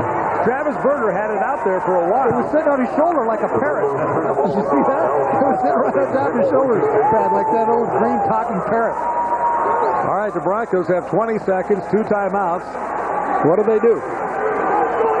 Take a knee, or do they try to go deep a couple of times? Here it is. Let's see if you can see this ball. Watch it just kind of hangs up there. It's sitting on his, it's sitting right on his shoulder. And then nobody caught it. Just telling Captain Morgan or something. You know, look at this wild play. Look at that. Here, boy. Where are you? Where'd you go? Where'd you go? He knew it was there somewhere. Where did they leave that football? All right. Broncos take over at the 40-yard line. 60 yards away, but with 20 seconds to play here in the first half. Pass. Looking for Panucci. He haven't called Lou's number at all tonight, really. Well, I think you saw there Ryan Dinwiddie was told you will not throw an interception, so he led that pass way too far out of bounds for Finucane to get to. But I believe in the back of his mind he had that little coach voice nagging at him. Tim Gilligan and Jerry Smith checked in for Boise State. I would imagine you'll see a running play. Yeah, I would see. The clock. Yeah, Broncos have gone to that I formation with Strofe as the fullback. So they took their one shot. Brock Forsey with 11.5. Number 36, Brock Forsey. So Brock Forsey has had himself a pretty good first half. He's got 65, maybe 66 yards rushing, depending on what they gave him on that play. In the first half alone on 16 carries, and it's been all Boise State here tonight in Pullman, Washington. We are at halftime. Boise State leading the Vandals 17-0, who still haven't scored here in the first half this season. Let's go down to Jeff Caves.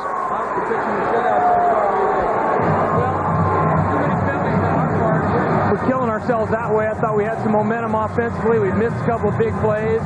Had some tight ones down the sidelines. I thought our defense rallied up and did a nice job keeping out of the end zone. The game plan was to run the ball or see what they gave you and then make a decision. Well, yeah, I mean, I think we always want to try to stay fairly balanced and keep mixing it up, and right now that's working good. We just got to hit on some of those big plays. What about your speech to the kids at the halftime? What do you say about the penalties, and how do you want to tighten it up? Well, same thing. I think we just got to clean it up, and we got to focus on what we're doing and not what they're doing, and play a clean half and come out here and start over again. All right, good luck. Thank you. Dan Hawkins, here at halftime, 17-0, Wayne. All right, thank you, Jeff. Appreciate it. Dan Hawkins got the idea. Broncos will talk it over. Vandals will as well. We'll be back at 17-0, Boise State on the Broncos Television Network. Welcome back, everybody, to Pullman, Washington, Martin Stadium, where the Boise State Broncos lead the Idaho Vandals 17-0 at the break. Wayne Dzubak along with Larry Pulowski, and it's been a good, solid first half for the Boise State Broncos. Really has a very balanced attack for the Broncos. Running plays, passing plays, a lot of very good play, and decent special teams play, too, for the Broncos, which has been a change from the last few weeks.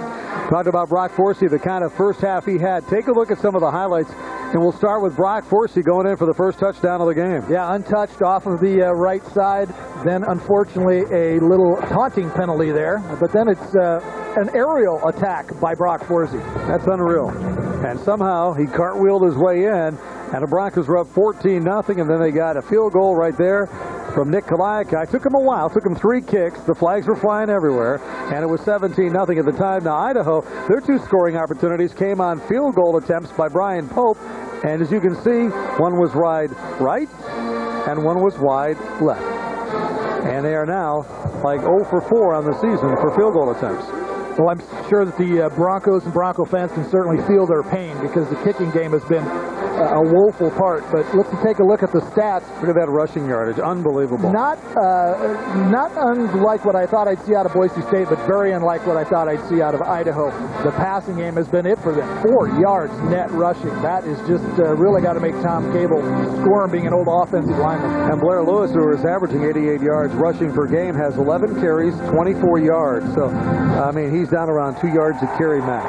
Yeah, absolutely. That's got to disturb Tom Cable, and I'm sure they're talking in the locker room right now about how they're going to get that corrected, because they've got to get some points on the board, and they've got to keep the ball a long time in the second half. All right, the Bronco captains are coming out the tunnel here at Martin Stadium in Pullman, Washington, and we'll be back with the second half. Boise State 17, Idaho nothing on the Bronco Television Network.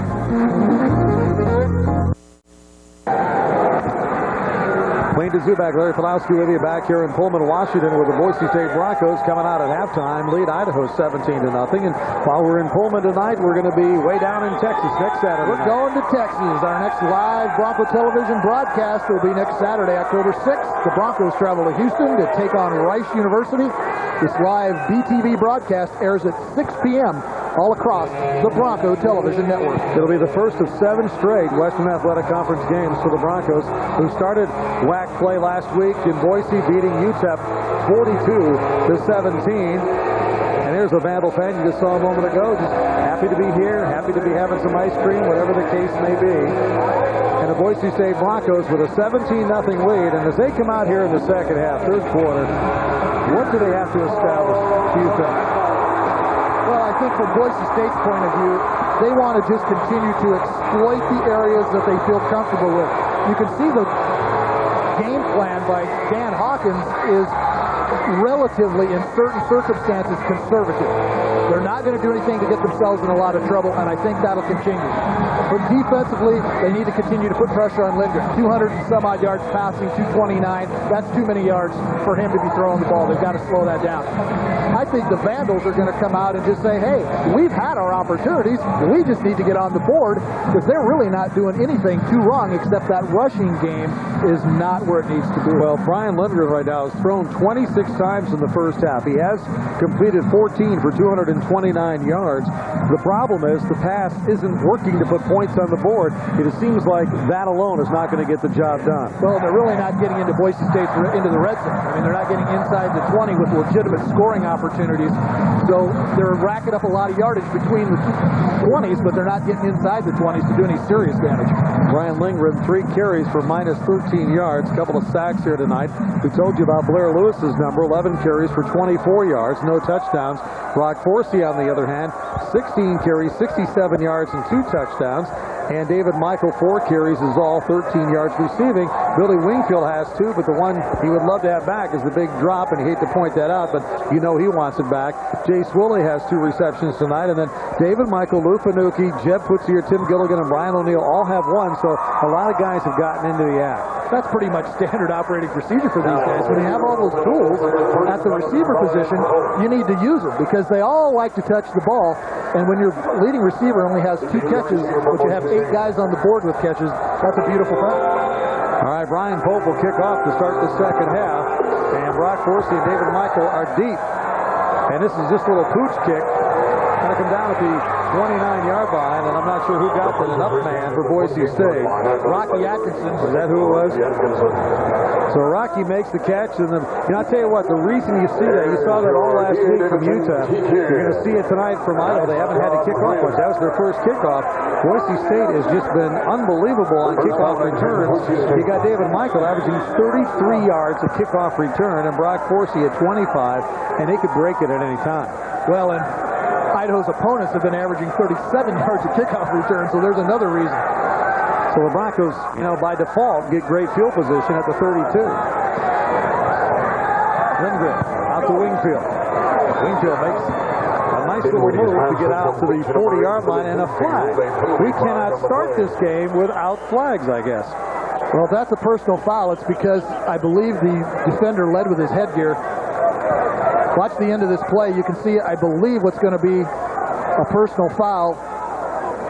Watch one of the DBs come in with his headgear right at the end there. That's Rob Leto. 15 first down. You just can't lead with the helmet. Well, look where he's leading to, right to the back of the neck. And that is right there, he got it right in the back of the neck, and that can cause paralysis, a lot of problems, and they're going to try to nip that, although Dan Hawkins probably saying, that's football. 5th personal foul for Idaho? Is that right? Yes, that's their 5th. Wow. Hard to win games like that. Well, there's so many personal fouls now. I mean, it's unbelievable. There have been like 7. All right, it's a first down now. Boise State just like that into Idaho territory. Brock Forsey, again, the word you have to use. He just slashes when he sees the hole, goes north and south, gets it to the 39-yard line, a gain of about 8. And again, Sergio Robledo on the tackle, and again came in with his headgear. So, it's dangerous for the defender to do that too, and that's not just for the protection of the offensive player. That's for the protection of the livelihood of the guy delivering it. And a lot of times, when you said that, it reminded me most of the injuries I've seen have been to the defensive guy. Second down and 3, so a gain of 7 officially for Brock Forsey. He's got it again, plenty of blockers in front of him, first down. And you know what? Broncos, if they can do that all night, Idaho will not have a chance. Now that's just an old-fashioned toss sweep there, Wayne. That play has been around as long as football's been around. And when you've got those big 280 to 310-pound offensive linemen, look at the left side pull out. It's really not a toss sweep, but a handoff sweep action, just blowing people off the ball. Plenty of yardage for the first down. Well, Bronco fans saw this last week against the Miners. On a first down now. Just a pitch to Brock Forsey. And he gets down to the 28-yard line. And that's going to be a gain of almost 5. Matt Strophus was trying to lead him around the corner on that particular play. Strophus, you know, don't take this the wrong way, Matt, but you're not the fastest dude on the planet. And Forsey kind of had to wait for that block to develop, and it just really didn't pan out too well. But still, they gained 5 yards. You can see Strophus out there, and Forsey's kind of waiting for him to get up and hit somebody, but it didn't really happen. Now, Forsey, when he sees the hole and he makes the decision to go, he's got great acceleration. Second down play. And again, stretch handoff to Forsey. Around the side. Has the first down. He's down to the 18-yard line. They'll mark it right at the 18. Another first down for Brock Forsey. Broncos right, Broncos left. Stretch handoff is the terminology you use, and that's good terminology because Dinwiddie almost didn't get that ball to Forsey. Look how fast Dinwiddie's got to get out there to hand him that ball off. Boy, that's a good-looking play. That's designed actually to be handed off that way, as you know, and the big thing of the quarterback, it's up to the quarterback to get to the running back. That's his job. He's got to get his backside in gear to get out there, too. And that's the toughest handoff that a quarterback will have. So first down for Boise State. They did mark it at the 19. Dinwiddie now. Looking in the end zone. Wingfield. Got it. Touchdown. Well, Billy Wingfield dropped one running down the middle of the field, and I'm sure that one felt pretty good. That one's for 6, and he hung on to that ball. I know Billy's been accused sometimes of having the bit of the jitters and dropping some balls, but that one, good for the touch. Boy, I tell you what, Broncos lulled them to sleep with the run, and they were expecting run again. Play action fake by Dinwiddie, and Wingfield open in the end zone, and perfectly thrown by Ryan. Nick Kaliakai on for the extra point. And that is right through the middle. And so it didn't take the Broncos long to drive. They took the ball at the 32-yard line on the pooch kick and took it all the way in. 68 yards for the touchdown. 12:19 to go here in the third quarter, and Boise State now has extended the lead to 24 points on the Broncos Television Network.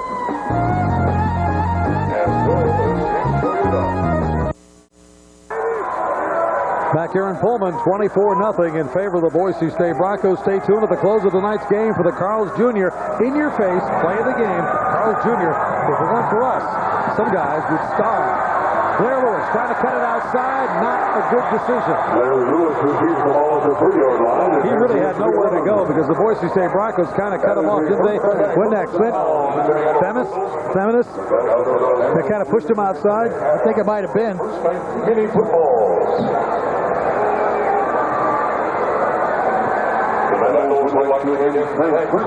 So Idaho will have to start at the 12-yard line. Let's see if Lindgren. We were told earlier that John Welch might get to play in this game, but now I don't think you're going to see him. No, I don't think you'll see him at all. And the reason for that is save him for your conference. I mean, this is not a conference test. You still got time to win a conference championship, and save your big gun for that. Here's Lewis, and he is brought down by Bobby Hammer. What a great play by Hammer. Flag on that play, too, that was thrown in right at the end. See what we got. Probably holding, and it was holding against Idaho. Wow, what are the penalty stats racking up to? I mean, Boise State's got probably as many yards through Idaho penalties as they do on their own. Well, that was the 9th penalty. Idaho has been penalized 8 times for 85 yards. So that's the 9th penalty. It's declined, so it'll stay at 85 yards of penalty yardage. There's John Welch. We talked about him with the headset on there. He was out throwing around looking pretty good. I mean, he was throwing pretty good, but apparently, obviously, that shoulder is worse than we were led to believe when we came in here to the stadium tonight. And we thought there was a possibility that if Lindgren sputtered a little bit, that he would play. But actually, Lindgren hasn't sputtered that much. He's done a pretty good job. Yeah, he looked very good. Lindgren. Look at that throw. Yep, to Chris Lacey. And knocked out of bounds at the last second by Gabe Franklin. And that's good for a first down out to the 25-yard line. Gain of 13. Well, it's funny you should mention how good Lindgren looks. This thing is on a rope. The isolation camera there on Chris Lacey, and that's a good guy to isolate on because he's the guy that's going to catch most of the passes for this Vandal club. And, you know, maybe that is something the Vandals need to change up. Maybe they need to start throwing to some other people and open this offense up a little bit. Well, the Broncos are looking for pass pretty much every time. You know, the Vandals will throw in a run here and there, like there. But there has been absolutely nothing for Blair Lewis. 12 carries, 24 yards. That was his 13th carry. Got about a yard, so give him 13 carries for 25. We started off with some production, and then they went to the passing game, and it was working, so the running game kind of got left in the dust. And now it's definitely in the dust. Well, he's had 2 100-yard rushing games and was quoted after running wild against, who did he run wild against? One of the teams, I think it was Arizona. He said, if I can run like that against Arizona, I can run like that against anybody. He had 110 yards against Arizona. Lindgren looking to screen it out to Blair Lewis. He's got some blockers. First time he's had a little bit of running room, gets it to the 40-yard line. Gain of 14, actually gained about 12, and that's another first down. Well, there's another great way to use that guy. Yep. Get him out there with the ball on a pass. Doesn't count your rushing yardage, but really this is almost a rushing play. A little quick screen to the left side of the formation. Travis Berger comes up and makes the hit. Idaho trying to see what will and what won't work here. Lindgren getting a lot of work. Ultimately, this will be good for Idaho, I think. Lindgren a handoff. Lewis, Sasser put him down, but it was LaGarry Mitchell who turned him around. LaGarry Mitchell made the first hit in the backfield, turned Blair Lewis all the way around, and Sasser took care of the rest. Yeah, that's a pretty rude awakening when you get spun around like that, and the next thing you see is a guy's helmet right in your face. And that's what he saw was Sasser's helmet right in his face. No gain, second down and 10. Right at the 40-yard line.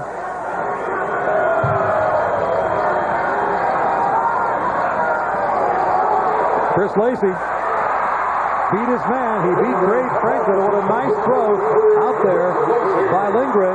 Berger knocks him out of bounds. He came over to give some safety help, but it was too late by then. That was just one-on-one coverage. Little pump fake at the line of scrimmage by Lindgren. And then he just airs it out, and boy, he did. He laid that right on the money. You know, by the same token, I tell you what, I really think that guys like Gabe Franklin and Wes Nurse will be better after this game, because if they can get out of here with a victory and still make a few mistakes, learn from it, get a little bit better, what more could you ask for? And this is where we've started to see the Vandal offense bog down, because once they get headed towards the end zone, and there's another example of it there. Now Marcus Purkis wrapped him up literally. Purkis probably a little energized. He was removed from the starting lineup. Phillips replaced him. Perkins this time just comes off the corner, and somebody missed the block there, I would say. Second down and 16. He had nobody touch him on his way to the quarterback. Lindgren didn't have a prayer. Not at all. Big loss there. Going to be second down now, about 16.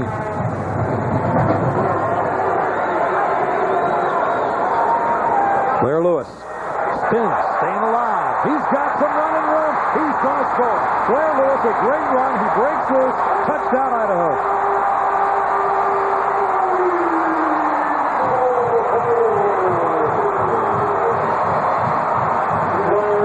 So Blair Lewis, a very emotional guy. I think that would be an understatement. Pretty happy guy, too.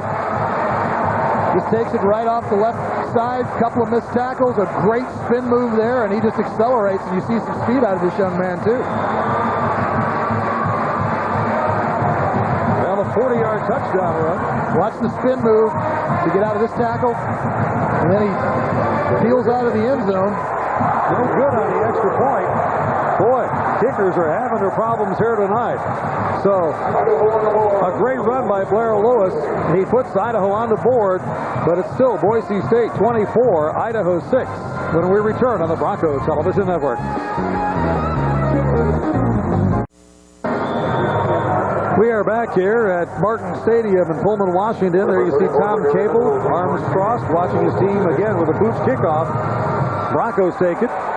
This time was Brock Forsey. Was that? Did he come up to get that ball? Yes, he did. I think they were obviously expecting that. Rocky Atkinson got out of the way, waved Forsey up, and Forsey came and made the play. Forsey's kind of limping out of that pile a little bit, too. He's okay now. Looks like, and that's a pretty, that's pretty interesting. That's LeGarry Mitchell coming off with a little bit of a limp. That's not good either. Well, they're not the deepest team at linebacker, but Idaho's scoring drive, 88 yards. Got to be a morale booster for them to get into the end zone. Doesn't look like it's too serious. Looks like he walked it off. The Broncos, again, with good field position because of the pooch kick. And here comes Ryan Dinwiddie. The numbers on Dinwiddie, 11 of 15 for 178 yards and 1 touchdown. This guy's an efficient quarterback. When you look at his efficiency rating over his first 3 games, very impressive.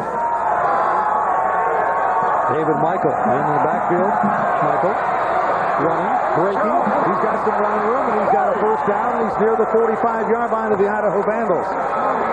Number 3. So explosive when that guy can get beyond the line of scrimmage. You never know what might happen. Well, you know, I know you know from your years of playing. I will say this the same from mine.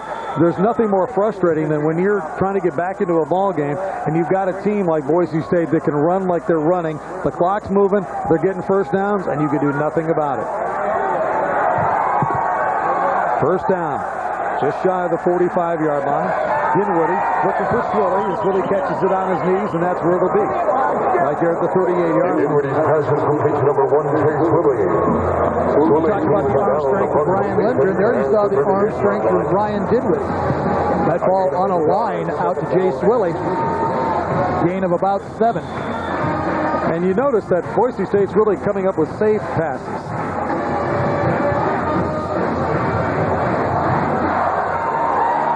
Broncos come up, power right, look. Second down and about 3. Dinwiddie, over the middle, wide open. That's Lausma. And Lausma's down to the 15, maybe the 14-yard line, or is it? Dinwiddie's pass is complete to number 32.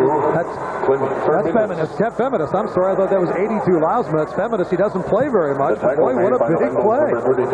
We gave him credit for a tackle on that kickoff, too, and that was Chris Carr, 22, so we're all screwed up on numbers, but we know this is Feminist.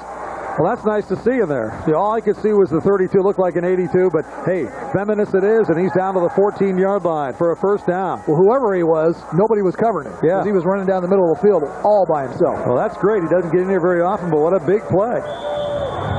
There you go. You see, Coach, if you put me in more often, you get this kind of stuff.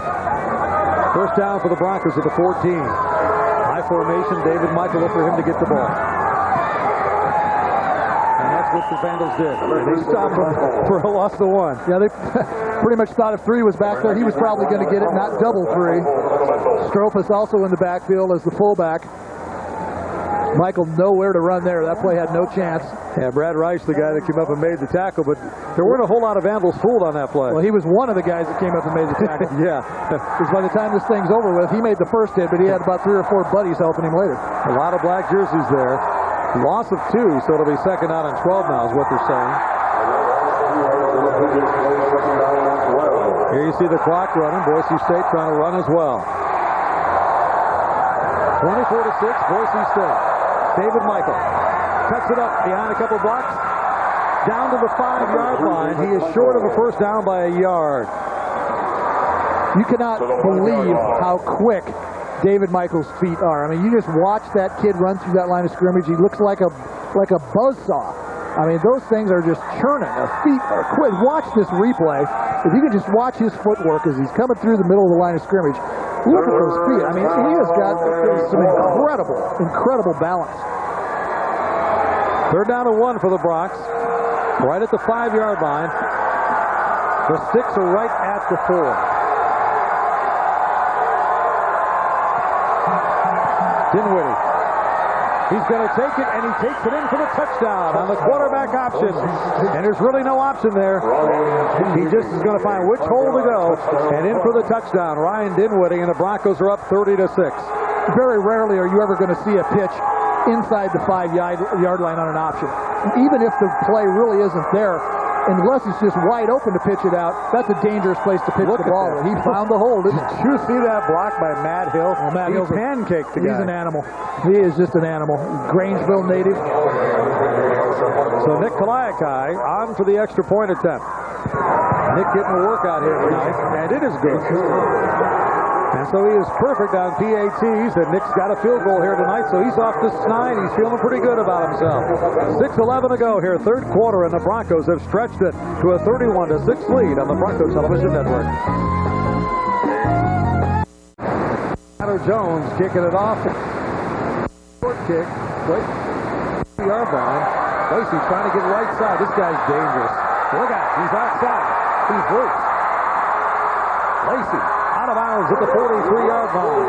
A 41-yard kickoff return by Chris Lacey. And the Vandals have great field position. What do you do? You see Donnie Heck, number 24, come flying through the screen here. He can't get the hit, and then he just finds the seam and keeps going. Very poor contained that time by that return team, Boise State. With great recovery speed there by Randy Selton to make that saving tackle. Yeah, I'm really impressed with the speed of the Broncos. You know, I think Chris Lacey's a very fast guy. But look at Selden catch up to him, and that happened a couple of times with a couple of the other Broncos. So this Bronco team's got a lot of speed. Lindgren with all time in the world to throw, and there's going to be pass interference called from both sides, and I think it's accurate. Julius Brown made contact going up trying to knock the ball away, and I do believe that's a correct call. Pretty athletic play, though, by Julius Brown. He's an athletic kid. I mean, he really impressed me down at South Carolina, and he just makes contact early. Just happened to have an isolated view of this play. The contact right there. Pass interference. Before the ball gets there. 15 yards from the previous spot. First down. So it comes back at 15 yards. Not as bad as it would have been in the olden days when pass interference was at the spot. But now Idaho moving the ball again thanks to that. They're at the Bronco 42. And still a lot of time left to go in this ball game. 5:51 here in the third quarter. And the Vandals just appear very happy to throw away the running game and start passing this football. As I say that, little draw. Blair Lewis. Let's go down to Jeff Caves on the sideline. Jeff? Just a quick injury update for you. LeGarry Mitchell will come back. Just had a twisted ankle, Wayne. Had it retaped. Something else to keep in mind, that 5-year streak for Boise State over Idaho from 77-81 was a 45-21 score average. So far, 55-19 the last 2 years for Broncos. Right now, it looks like it could be headed back that way. Wayne? All right, Jeff, thank you. I appreciate it. Keep us up to date on LeGarry down there. He's an important cog in that big Bronco defensive wheel.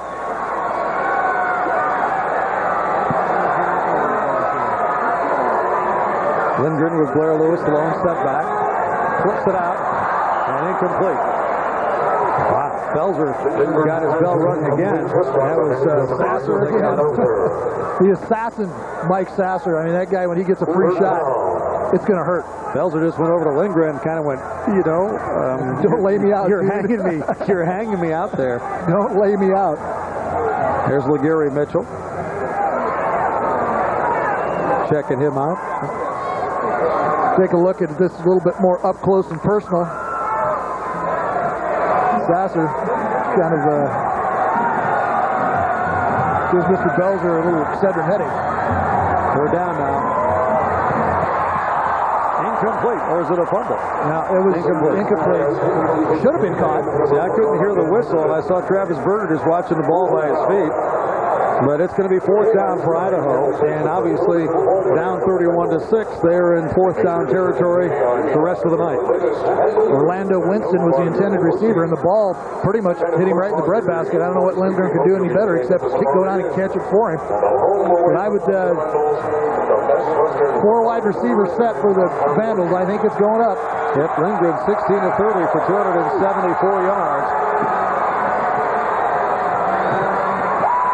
Complete to Belzer. It got to him, and that's good for a first down.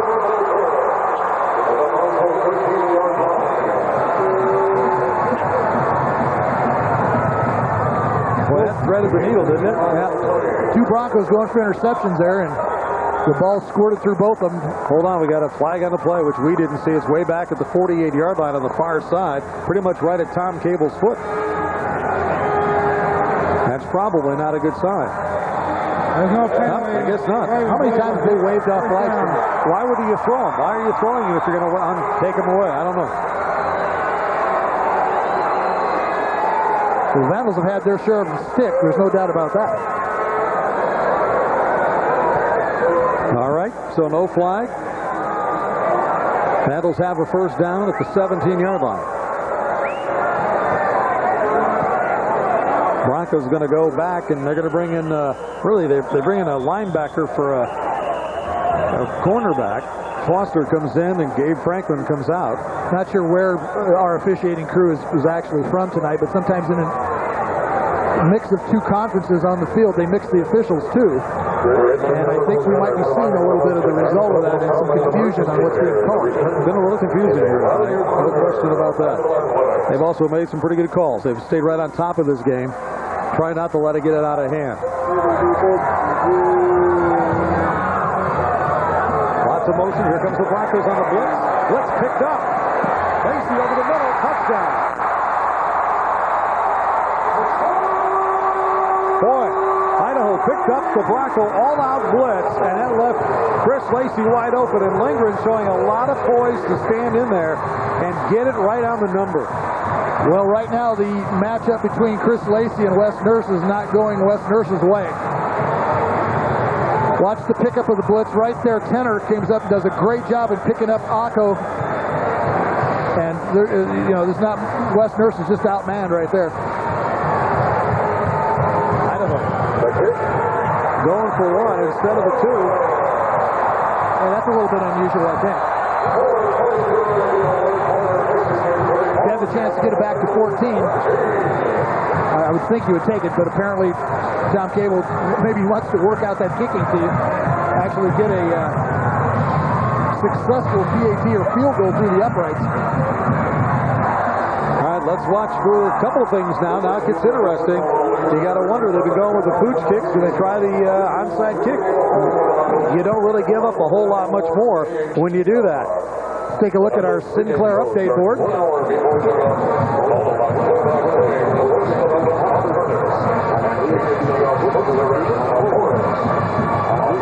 That's right, the Bronco Television Network update scoreboard brought to you by Sinclair Oil, proud sponsors of Boise State University Athletics. There's the Nebraska score we're talking about, 36-3. Conveniently didn't mention the Oklahoma score. Well, no, Oklahoma. Kansas State. They look pretty good down there. The guy punching the buttons in the truck is kind of an Oklahoma fan, so maybe you ought to pat him on the head a couple times. Here we go. Again, a little pooch kick coming up here. Broncos come up and take it to the 35. That's Brock Forsey, and he almost busted through. Brock, you could tell, he's just saying, okay, I'm going to make you pay for this pooch kick. Boy, Gertzner just got Forsey's ankle, or he might have gone down the sidelines. Idaho 5 plays, 57 yards, took a minute 35. Didn't take very long. None of these possessions for scores have taken very long. The longest possession that resulted in a score was only 4 minutes and 23 seconds. Well, the Vandals down by 18 here. And you really have to wonder why they really didn't go for two at that point.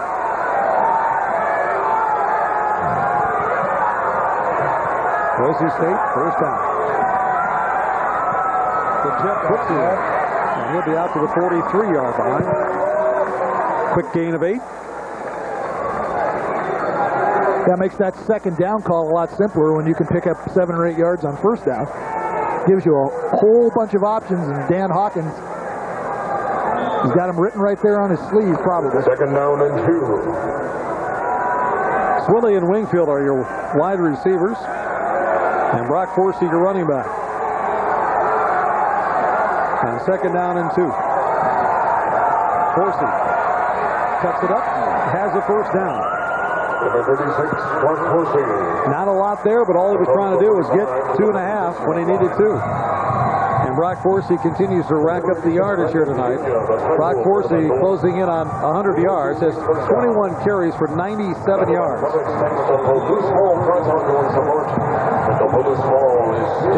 Well, the Vandals have done a pretty good job in certain circumstances in stringing out that play.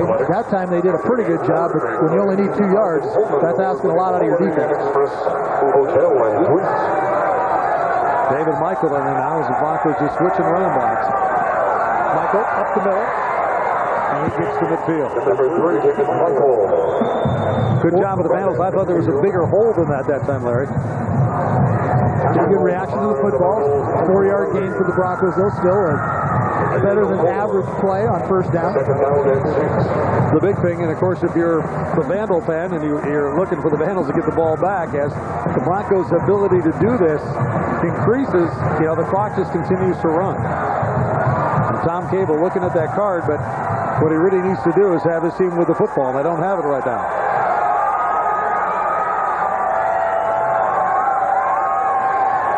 Dinwiddie, all kinds of running room. There's a flag now. We'll check it out.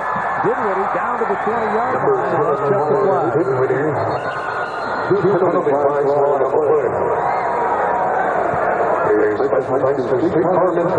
We'll check that one out.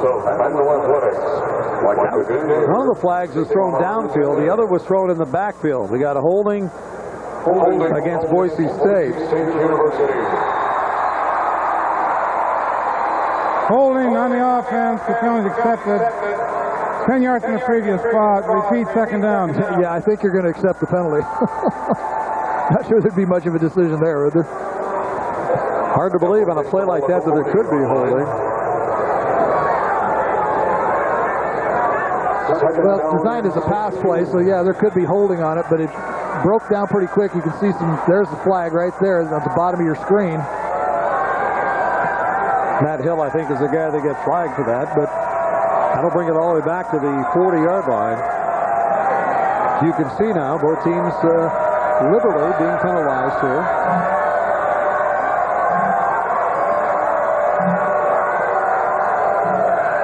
Dinwiddie. Lots of time to pass. Wide open is Wingfield. Now we got another flag down. And Wingfield's out of bounds at about the 23-yard line, but let's check the other flag. A penalty flag on the play. Thanks to U.S. Bank for supporting Idaho Athletics. U.S. Bank, your needs, our tools. They're going to call holding against Boise State again or something, because the Broncos were moving back. Pass interference on the offense. It was a pick 15 yards from the previous spot.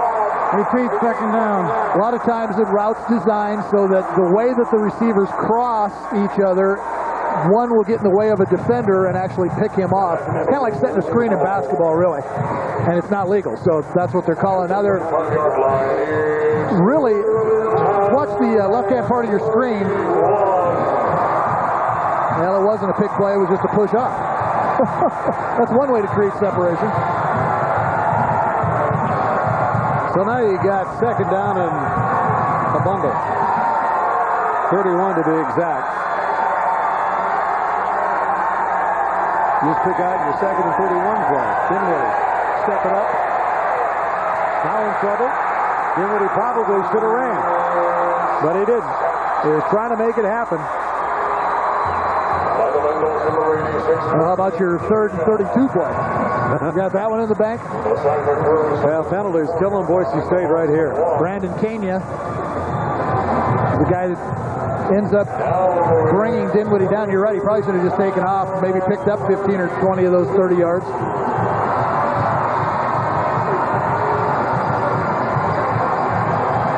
So a third and 32.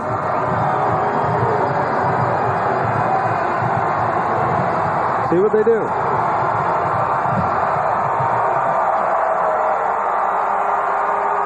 There's the fake. And get it on the stroke as he drops it. So the Broncos self-destructing themselves there. He would have been close to a first down, but you get a little bit more room to give your punter a chance to kick it out of there. We're down to 59 seconds to go here in the third quarter. It's 31-13 Boise State. An 18-point lead, but the Broncos have kind of settled into some mediocrity here right now. Well, they penalized themselves into oblivion on that play. So Keith Shetler will be standing back at his 10-yard line.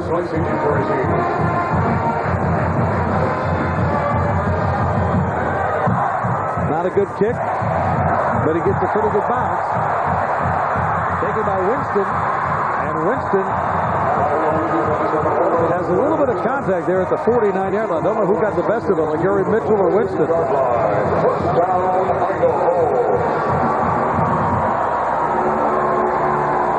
Later in the broadcast, we'll announce the Atkinson Beer and Glass Player of the Game. We'll highlight the player we think was far and away today's best.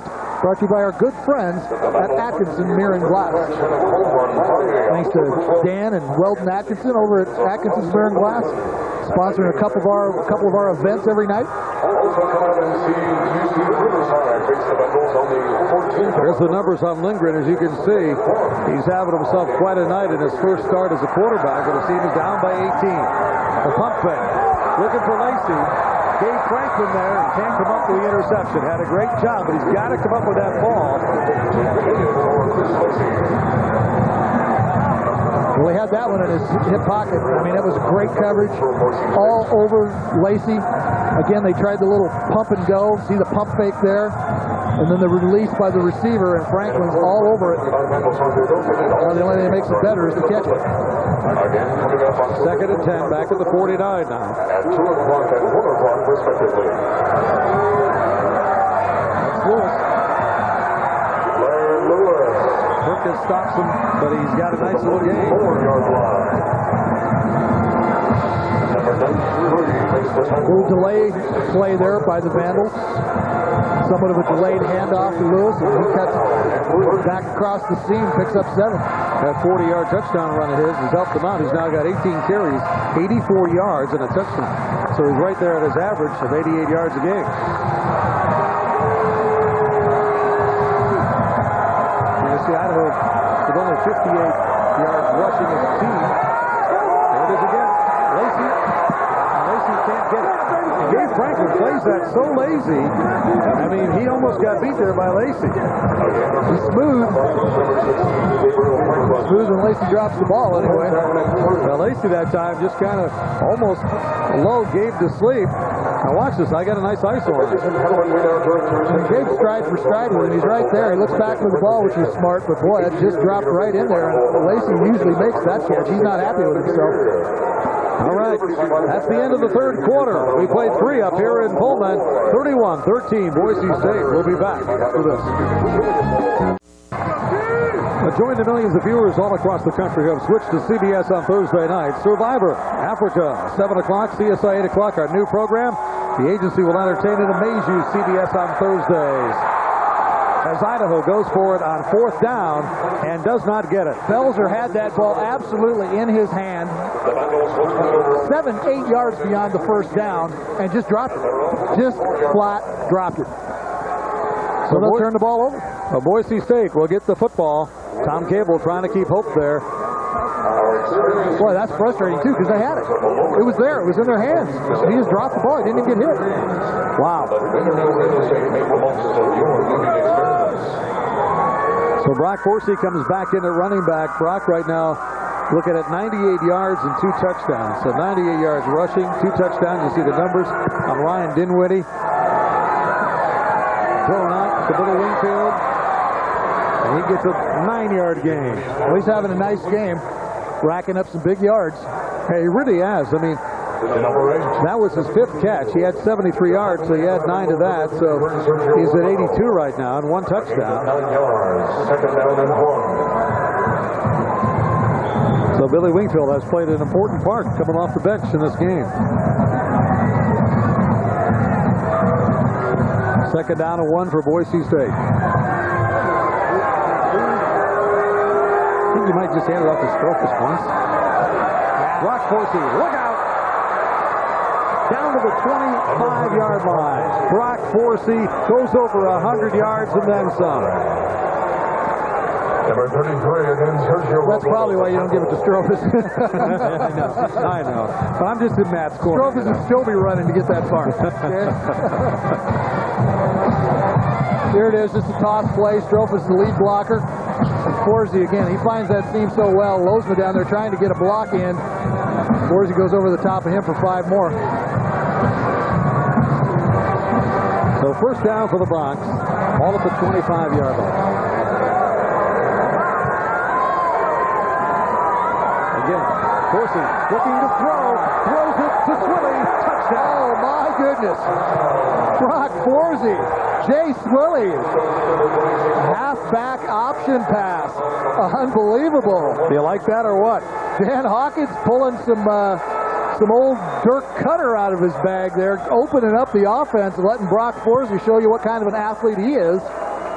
Well, it's one thing to run time off the clock. It's another thing to score. Boy, and good discipline by those offensive linemen not to go downfield, because that's the key to that. If you got a lineman downfield, they'll call it back. I could see Brock getting ready to pass as soon as he caught the ball, because I saw Swilly in the end zone.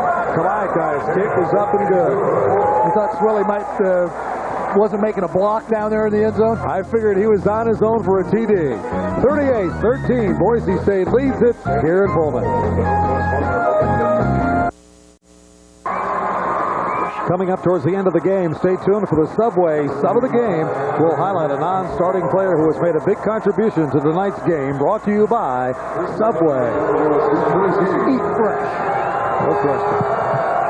Tyler Jones with the kick. Blair Lewis takes it at the 2. He's got large running back kicks. And he's out to the 18-yard line. Chris Foster got in there, really helped out. Greg Sasser was there. Johnny Heck broke up the wedge pretty nicely, too. Let's go down to Jeff Cave. Jeff? You guys were asking earlier about this referee crew. It's a split crew. There's Pac-10 guys and there's WAC guys. You know, if you ask me, sometimes the Pac-10 guys are going to show, excuse me, did I say WAC? I meant Sun Belt. They're trying to show the Sun Belt guys a thing or two. Maybe that's why they're calling it so tight. Wayne? All right, thanks, Jeff. Appreciate it. Also, you can tell that's the confusion. You can see when there's confusion. A good referee crew, you never notice them. But tonight we've seen a lot of penalties. I'm not saying they weren't good calls. They're probably all pretty good calls. But I agree with Jeff. You know, when you get the Sun Belt and the WAC and the Pac-10. Picked up flags is the key to that whole thing. Yeah, no question. All right, here we go. Lindgren back, being chased and down. Well, Bobby Hammer has been a force to reckon with in the middle of this defensive front tonight. Bobby's all wound up. Yeah, I don't think that's going to be an official sack because Lindgren was able to get back to the original line of scrimmage, no gain. Bobby Hammer, a 6'2", 270-pound junior out of Carmichael, California. So, you know, he's obviously learned a little bit about the rivalry. He's all pumped up tonight.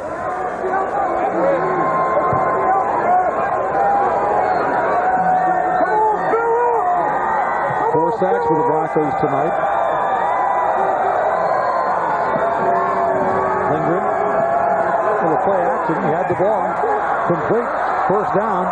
Nice little play there. I tell you what, Broncos didn't know where the ball was. Josh Jellenberg got it. Marcus Perkins certainly didn't know where it was. Marcus had a chance to go get Lindgren because he was still there, and he really was looking at Blair Lewis all the way. Watch Perkins on the left side. Watch 93 at the top of your screen. He still thinks, whoops, the running back's got the ball. Whoops. So Jellenberg gets the first down. Stops the clock, gets out of bounds. 12:48 to go in the ball game.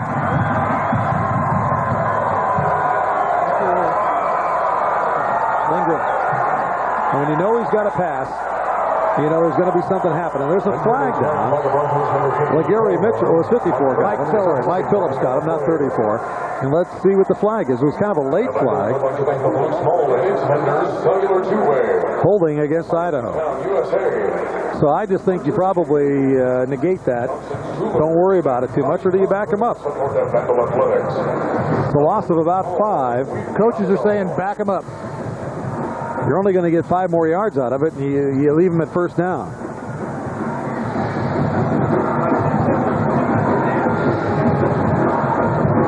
There's Mike Phillips. Got a start tonight. Holding Senior out of on the Castroville. 10 yards from the previous spot. Repeats first down. All right. Now they're only going to make about 4 yards.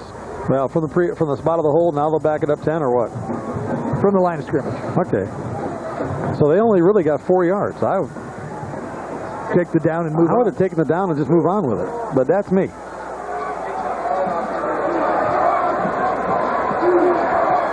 First down at 20.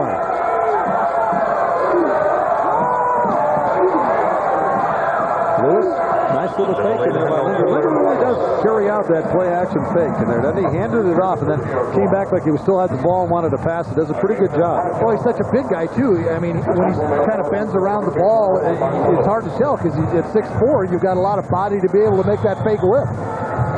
Blair Lewis, we talked about him. He's now at 89 yards on 19 carries and a touchdown. Actually, probably more than that. They haven't tacked it on yet, so he's over that 90 mark.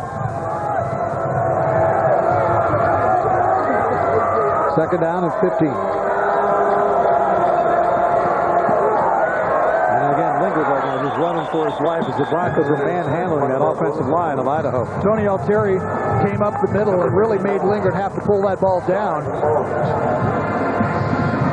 And I'm not sure who cleaned him up, but Altieri should get credit for most of the damage on that play. Timeout. Idaho finally wants to take timeout. They've got a third down and about 18 to go. So timeout on the field here in Pullman. Boise State with a 38-13 lead, 11:25 to go in the ball game. We'll be back on the Bronco Television Network.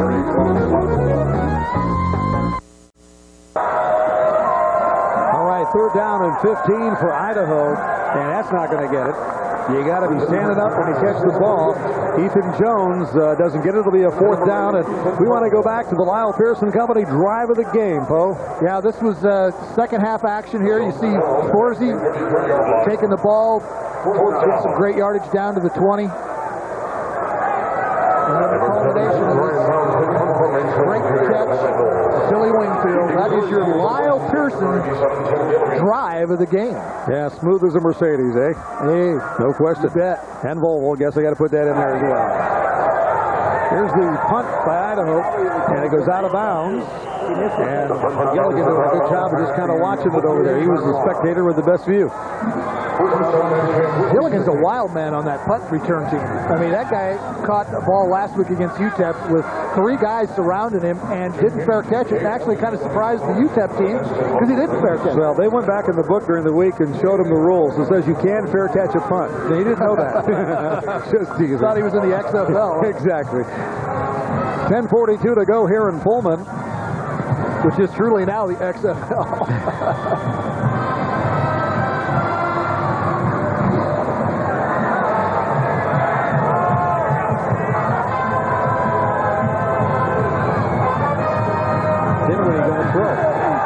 He has Fanucchi, and Fanucci, if he doesn't get caught from behind, will score. He does.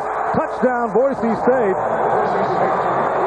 Ryan Dinwiddie to Lou Fanucci, and it brings a chorus of boos from the few Vandal fans remaining here in Pullman. Boy, Fanucci, I think actually what you're hearing is the Lou cheers from the Boise State I think fans. there's some boo cheers in there, I think too. you're probably right, but I was trying to put a positive spin on that. Well, he just gets this ball off in time, too. If he holds that ball for another half second, he doesn't get this ball off. You don't see too many guys catch Sweet Lou from behind. No, but he didn't either. So the Broncos try for the extra point, but they're missing one guy. Yeah, where is Rhodey? Now, he's got one job of the whole world to do. Where is he? He's a little bit late getting there, but now he's out there. So now we go.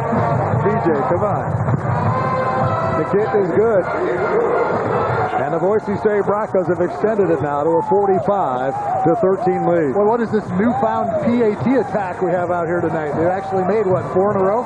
That's good they made them because they got enough attempts here in this ball game. So it'll be interesting now. I would think that at this point now, if Boise State gets the ball back, you would see a B.J. Rhodey. You would see a few other people now.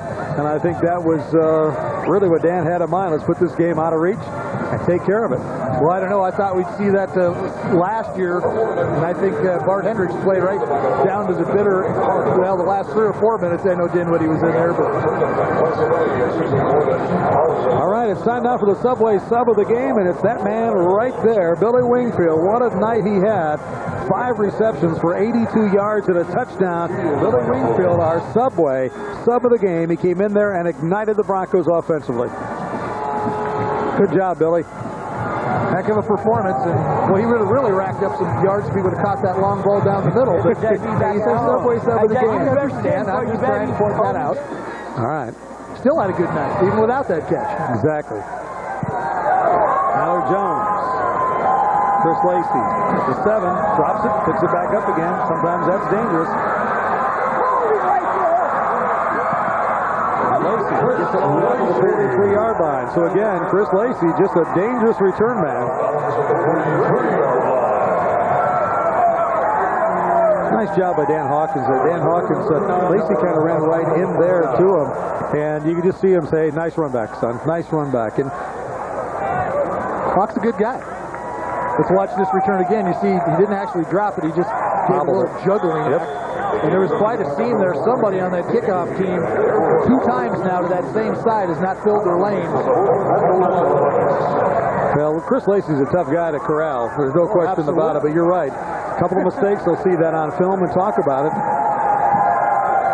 Here you see Lindgren's numbers, 335 yards passing. Vandals have 395 yards in total offense to Boise State's 494. Lindgren, wide open over the middle, that's incomplete. That was one of his poorer passes of the game. Schellenberg was the man who was intended for. A couple of replacements up front for Boise State. Paul Allen checks in at the defensive tackle position. Dane Oldham, who had started at one time on that defensive front, in the game now. Ryan Nelson, also in the game, at the D-line spot. All the linebacker and defensive back positions are still first-teamers, though. Well, you got the Idaho first team in there, and they're going to be throwing the ball, and you want to try to have at least some kind of semblance of good defensive backfield. As you can see, a nice throw there by Lindgren again. Catch by Ethan Jones. Ethan Jones maybe should have gone his way a little bit more. He's kind of been a Bronco killer. Every time he touches the ball, he's getting a first down. Julius Brown there. That was his man, and Julius looking over the sidelines, talking about what he should do, what he should do. Bronco's going to play up pretty tight on the receivers on a first down. Lindgren. Nice play by Wes Nurse. There's no way that you're going to get that to be not completed. You just have to stay with your man and ride him out of bounds, and that's what Wes Nurse did. Belser on the catch. Just a quick 3-step drop. Flip it out to the guy on the flat, and you're right, Nurse does a great job. Good speed. Contains it to only a 4-yard gain. Lindgren just doing 3 steps and a pop. Again, a pass to Ethan Jones. That's a first down. And it looks like Ethan's got a cramp or something. He's got a cramp. Yep. So Ethan Jones is down. He's got that cramp. I tell you what, I had one of those happen on a bus ride home from a high school game. And there's nothing worse than being in a bus with no place to go. You have to lay down in the aisles, and you feel like you're going to die. How many people have gotten up with the cramps in the middle of the night in the leg? You just jump up with a Charlie horse. There's nothing worse. So they'll work on Ethan. He'll have to come out.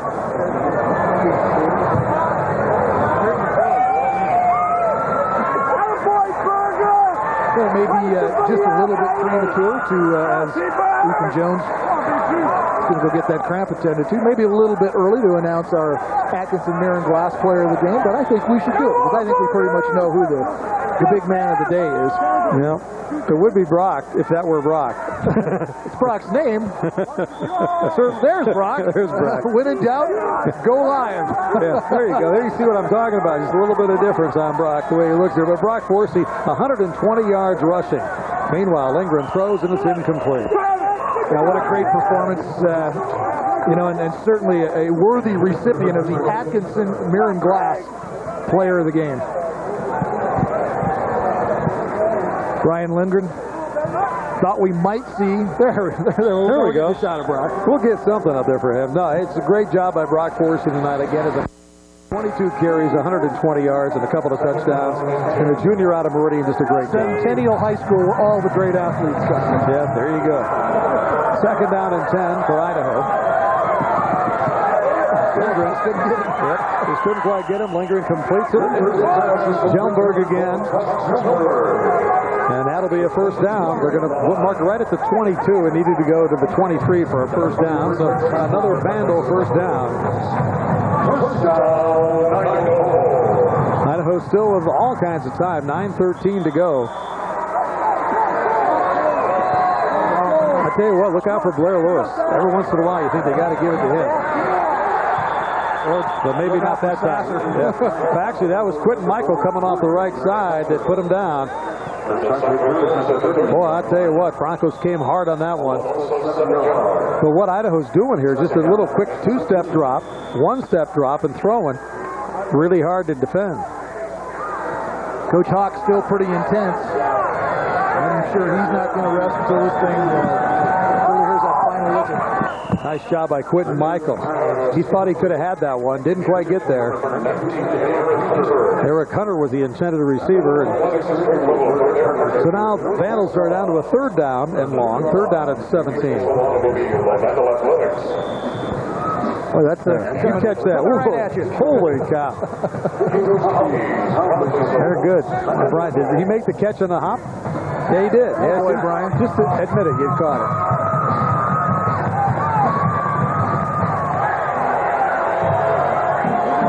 Third down for the Vandals. Michaels again with the blitz. Oh, look at this. Underneath to Blair Lewis. Excuse me. Lindgren's pass is complete to number 28. Gershner's going to be shy of the first down, but now the Vandals have a shot at it on fourth down. It'll be fourth and about 2. Number 4, Broncos brought some pressure that time, but they didn't get to the quarterback in time. And obviously, somebody missed their assignment because even in a blitz situation, virtually all receivers are accounted for. Gershner came out of the backfield and was not a receiver. Fourth down, the Vandals throw, and then there's going to be a flag down. Gabe Franklin going over, pleading his case. The official, and they hear nothing of it, but they're going to call pass interference against Gabe.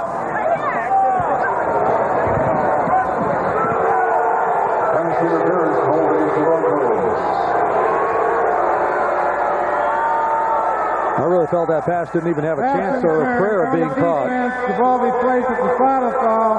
First down. Gabe's a little incredulous on that one. Take a look and see if we can see the push-off. That's pass interference. That's not. I mean, that's unbelievable. That's unbelievable. And not only that, but there's no chance for the ball to be completed at all. I can see why Gabe was just a little upset at that. That had to be the Sunbelt official. Editorial comment provided by Lee. Yeah, exactly. I can't help myself. I try hard. Penalty flag on the play.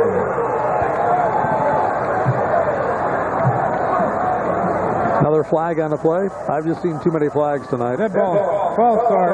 Offense. 5-yard penalty. Flag happy, aren't you? Well, I think these guys are here tonight. You see too many of them. The tempo of the game has just been destroyed.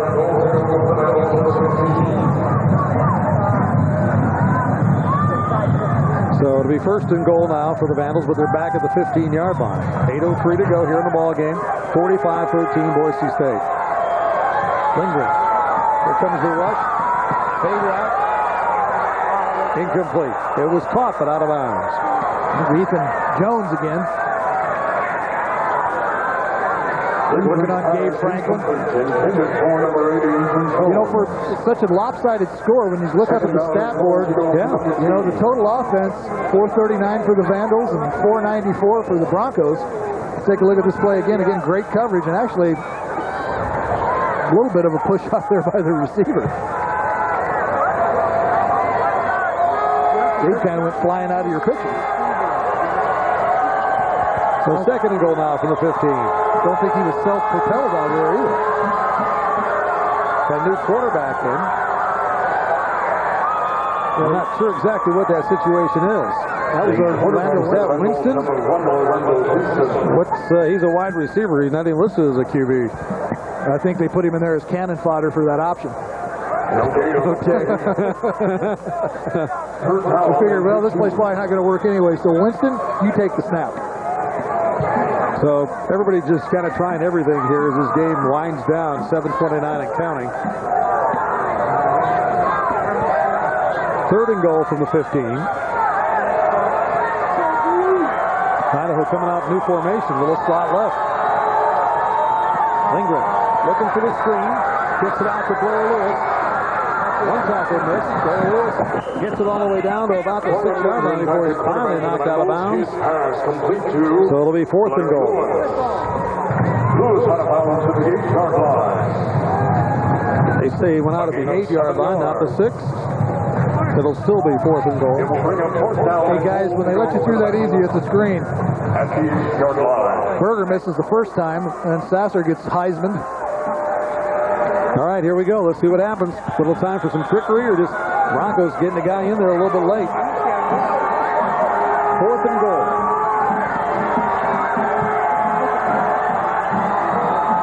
Broncos showing blitz. Knocked away. Nice play by Boise State. Gabe Franklin again working on Lacey.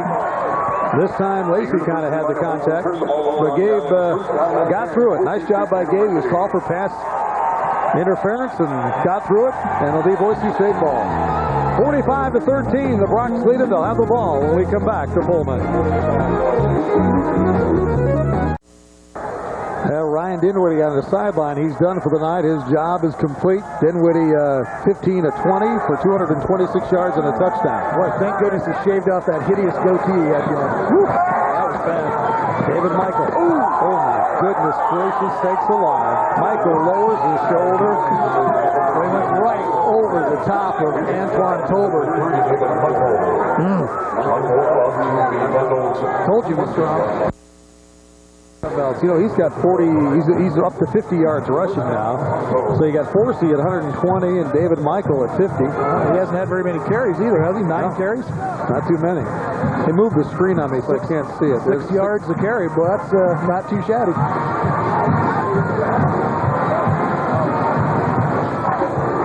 First down play.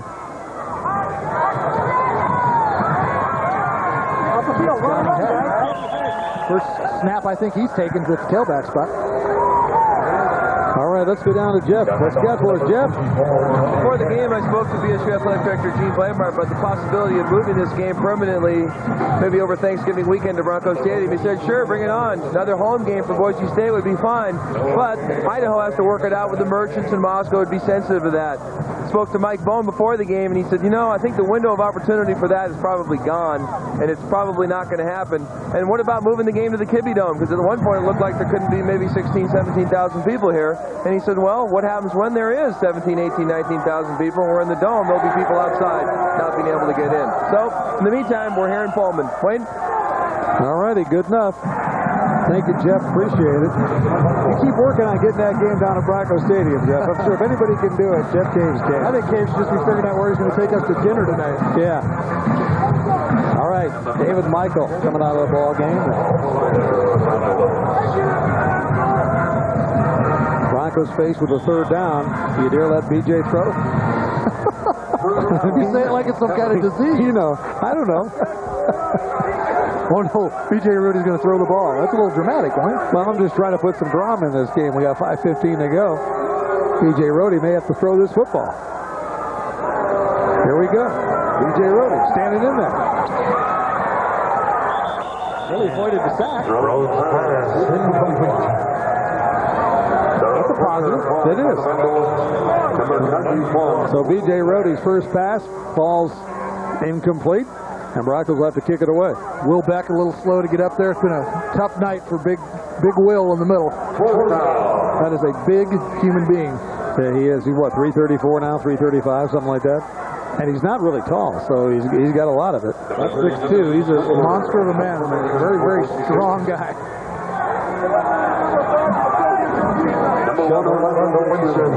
Trying to kick it away with 5:04 to go in a ball game.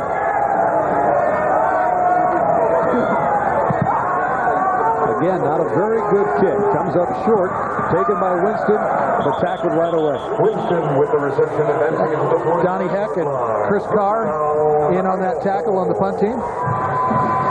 Hey, let's take a look at our Carls Jr. in-your-face play of the game. Let me guess. Oh, yeah, the halfback pass. That was in your face. Forsey to Jay Swilly. That is your Carls Jr. in-your-face play of the game. Without us, some guys would starve. You know, I forgot about that when we were talking about Brock being our player of the game. He's thrown a touchdown pass here tonight, hasn't he? Yeah. He's just every facet of the game. Wow. And he's even come up and made a couple of nice little kickoff returns. So his all-purpose yardage has got to be pretty significant. Belzer And he gets crunched, but just like that, you know, a gain of about 8 yards. And like you said, you bring us up to date now. They're up. Idaho's up over 450 yards in total offense. Boise State's at 509. So really, the Vandals have been racking up the yards between the 20s. And a pretty balanced attack by the Broncos. 323 yards passing, 186 rushing. That's the kind of mix Dan Hawkins will take any day of the week. Incomplete. Again, these short passes, just trying to make something happen. Broncos are coming so hard that Lindgren's just doing a two-step drop. Julius Brown on the coverage. Got quite a bit of playing time tonight. Well, again, a reminder that next week we're going to be down in Houston, Texas, and Boise State starts the first of 7 straight Western Athletic Conference showdowns with the Rice Owls. First ever meeting. I've never been to Rice. I've never been to that stadium. It's going to be kind of fun, you know, going to some different venues this year, some places we haven't been. Handoff up the middle. Broncos handle it with ease. And then the Broncos will be home in 2 weeks against Tulsa, and then the showdown in Fresno. Could be interesting as the Broncos continue to improve here. Fresno taking on Louisiana Tech tonight. Good shot there. Timeout, Idaho. So Idaho takes timeout here with 4:05 to go in the ball game. And they'll be facing a 4th down and 1. Let's tell you what. Let's take a look at our final Sinclair scoreboard of the night. And again, Virginia Tech beating Central Florida 46-14. Virginia Tech strong this year. That game right there went into OT. Purdue tying the game the last play of regulation and then winning it in OT 35-28. South Carolina came from behind, pretty much behind all game, and Lou Holtz's team goes on a touchdown pass from Phil Petty, and 37-36. South Carolina remains unbeaten. UCLA crushes Oregon State. I think that's about enough for Oregon State in the top 20, don't you? I agree with that. And how about Deshaun Foster? Great running game. Clemson over Georgia Tech, 47-44, about 17 lead changes in that game. One of the many exciting games in college football today.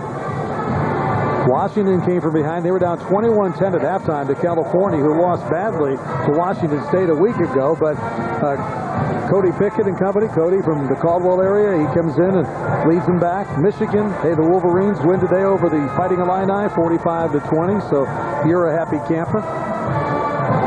Going to move the maize and blue up a little bit on the top 20 chart.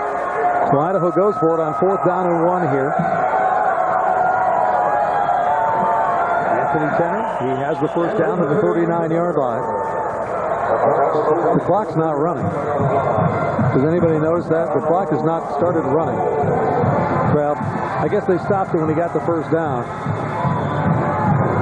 There it goes.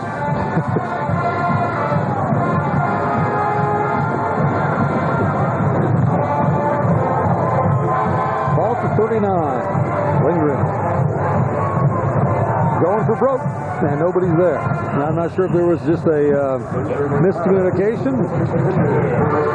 Well, I think he thought Ethan Jones was running a poster out, and he just ran the fade. Yeah, he just stayed right there by the sideline, didn't he? Because Lindgren threw the ball to the post, but there wasn't anybody at the post. Chris Lacey tonight, 6 catches, 118 yards, a touchdown. Belser's got 6 catches. Ethan Jones, 5. Rossi Martin, 3. Blair Lewis, 3. Hey, how about Lindgren racks up a 400-yard night? Isn't that all? Yeah, he's up to 400. He's thrown the ball 51 times tonight. Here comes number 52. And almost intercepted by Julius Brown. Well, one of these times, one of these cornerbacks is going to make an interception. You know, they're going to catch the ball. The Broncos had a chance to have at least 3 interceptions here tonight, but at least Julius knocked it down. Just a sophomore. It's a young football team. Yes, it is. A young defense, especially. Look at Julius. Nice break on the ball. Cuts right in front of Lacey. Really, Lindgren didn't throw that ball where it should have been thrown. So 3rd down and 10. Again, got Lacey out there. And Lacey jumps up in between Julius Brown and Wes Nursen, makes the catch. Not sure exactly what Wes Nursen was doing there, but whatever it was didn't work. Saw some athleticism there by Chris Lacey. Yep. Lacey just wanted it more that time. Lacey's got to be racking up some pretty good numbers, too, in the passing venue. Yep, he's up to 145 yards with that catch right there. What is Wes Nurse doing there? I don't get that. He's going to be a little embarrassed when he sees that on film. Schellenberg, oh my goodness gracious, there was a car wreck. Dave Franklin came flying up and undercut. Schellenberg shakes his head. I don't blame you, son. He's happy to be alive at this point in time. This is an accident. I mean, Franklin had a 10-yard head start, and then he got T-boned in midair. That was a fumble. The official would just kind of wait for somebody to recover it. Lost it 2. Intercepted. Look out. One man to beat. And number 74 wasn't going to be beat. And a good interception there by Gabe Franklin. Jake Scott was the number 74 you referred to that made the tackle. Now, Gabe Franklin's growing up right before your eyes, folks. I'll tell you what, that whole entire secondary for Boise State's growing up. They got a test here tonight. Brian Lindgren, 54 passes, completed 29 of them for 427 yards. Most of that under the covers. And by that, I mean you're going to get a lot of stuff. And that's really designed for Lindgren so that he doesn't have to go deep all the time. We saw the Broncos yesterday in practice working on a tip drill. Well, Quentin Michael perfected the tip drill that time. B.J. Rohde. There's a pass. Gets it out to O'Neal, and O'Neal gets 5. Loses the shoe, but stays in bounds.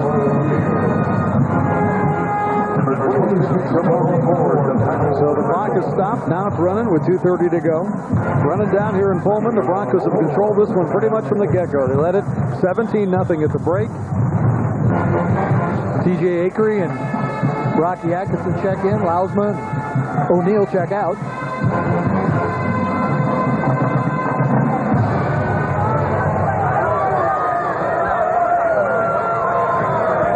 P.J. Rohde. Quick pitch to David Michael. A good job out of Anders to string it out. But still, David just so smooth, gets it out really close to a first down. A gain of about 5. Mike, and here goes another flag. And here we're still pushing and shoving each other. That's going to be another personal foul against one of the two teams. And Dan Hawkins going, come on, let's just get this thing over with. Personal foul, defense, 15 yards, first down. 6. That's counting. That's unreal. A couple of changes in the offensive line. Mike McLeod in at center. Jason Turner in at one of the tackle spots. Michael Ansell in at a guard spot. Derek Ollie in. Russell Colburn in on the offensive line, so wholesale changes on the front. Got to talk about those big guys every once in a while. No question. Because if they see in practice you don't talk about them, they get mad. I'll tell you, those are the Broncos of the future, too, because the Broncos do have a pretty veteran offensive line. So these guys you see in here now are going to be guys that are going to have to keep it going. Heck. And down to the 38-yard line. It's, 11:30 almost back in viewing land. I thought you might pull out the heck of a run comment. Not that late. We'll save that for another day with Hawkins. I'm just sitting there watching this clock run down. Well, the Broncos have put 2 impressive showings in a row now, 42-17. And I'll tell you what, when you start playing people like South Carolina, Washington State, it really helps you out because you just, you start growing up real quick. Donnie Heck. And he gets out of bounds. That'll stop the clock. Nope, they're going to keep it going, I think. They'll stop the first down, mark the change, but then they'll get it going after there. Yeah, I think the question on whether Ryan Dinwiddie is for real has been answered. That's over with. I knew Ryan Dinwiddie was for real when he threw for 311 yards against Washington State. I really knew he was for real. And I saw a lot of promise in the South Carolina game. There were a couple of chances Boise State had that to score that Ryan made a couple mistakes, but you could just see that the idea was there and you could see the potential was there. Clock running, 25 seconds to go, as you can see. Talk about that. Donnie Heck. Don't turn back into the field, Donnie. Now Donnie will learn that by experience. That's going to probably be our last play of the game. So the Boise State Broncos have strung 3 in a row against the Idaho Vandals. And tonight they did it kind of in workmanlike fashion, really running the football, going right at them. And Boise State, as the clock runs out, goes to 2-2. Idaho goes to 0-4. Boise State with a 45-13 win here tonight. As you look at Dan Hawkins, we will hear from him momentarily as Jeff Caves makes his way over there to get Coach Hawk. But he's just kind of talking to everybody and congratulating folks. And looks like he's looking for somebody in particular. He just talked to Tom Cable. But an impressive show, and 2 weeks in a row, Larry, Boise State's really been able to run the football. He's probably looking for Brian Lindgren. There he is. He's looking for John Welsh and asking how he's doing, wish him the best of luck. Because, you know, John's had some tough luck against Boise State. The last 2 games have been nightmares for him. And then, of course, tonight he did not play. And Tom Cable, he has now lost twice to Boise State. He said earlier this week, he said last time he lost last year was the first time he'd ever lost to the Bronx, and he didn't like it. And now he's lost twice in a row, did not lose as a player. Sure, he doesn't like it any better this year. It's never easy to lose this rivalry game, and it is still a rivalry game no matter what you may read, hear, or see. All you had to do was watch what happened on the field and how emotional these teams were to really figure out that this rivalry still exists. All right, I see Jeff does have Dan Hawkins, so let's head down to the field and Jeff Caves. All right, well, what do you got to say about those Broncos now, Hawk? Well, I was very happy. I thought we came out and played a pretty solid second half. You know, I'm sure we would love to pitch a shutout, but I thought our defense did a great job. We eliminated some of those mistakes that hurt us, and we hit on some of those big plays, and that helped us offensively. And, you know, I got to give them credit. They rallied back there when they kind of had to and then almost got back into it. I thought Brian Lindgren played a great game for them. That kid showed a lot of poise. He's going to be a good player for them. You're also pretty happy with Brock Forsey. He's the first guy you went over to look for. Well, that guy's a stud, and there's a lot of studs on this team, but, you know, he kind of describes the mentality of our team. But just a great win for the Broncos. I want to say Hugh Brady on his retirement, a great Bronco back at home. But a great win for the Broncos, past, present, and future. All right, Hawk, congratulations. Enjoy it. Thank you. Boys, there's Dan Hawkins. He's off to a pretty good start as BSU's head man. Wayne? All right, good enough. Again, the final, 45-13. And we're going to be back here to wrap this thing up in Pullman at Martin Stadium after this on the Bronco Television Network.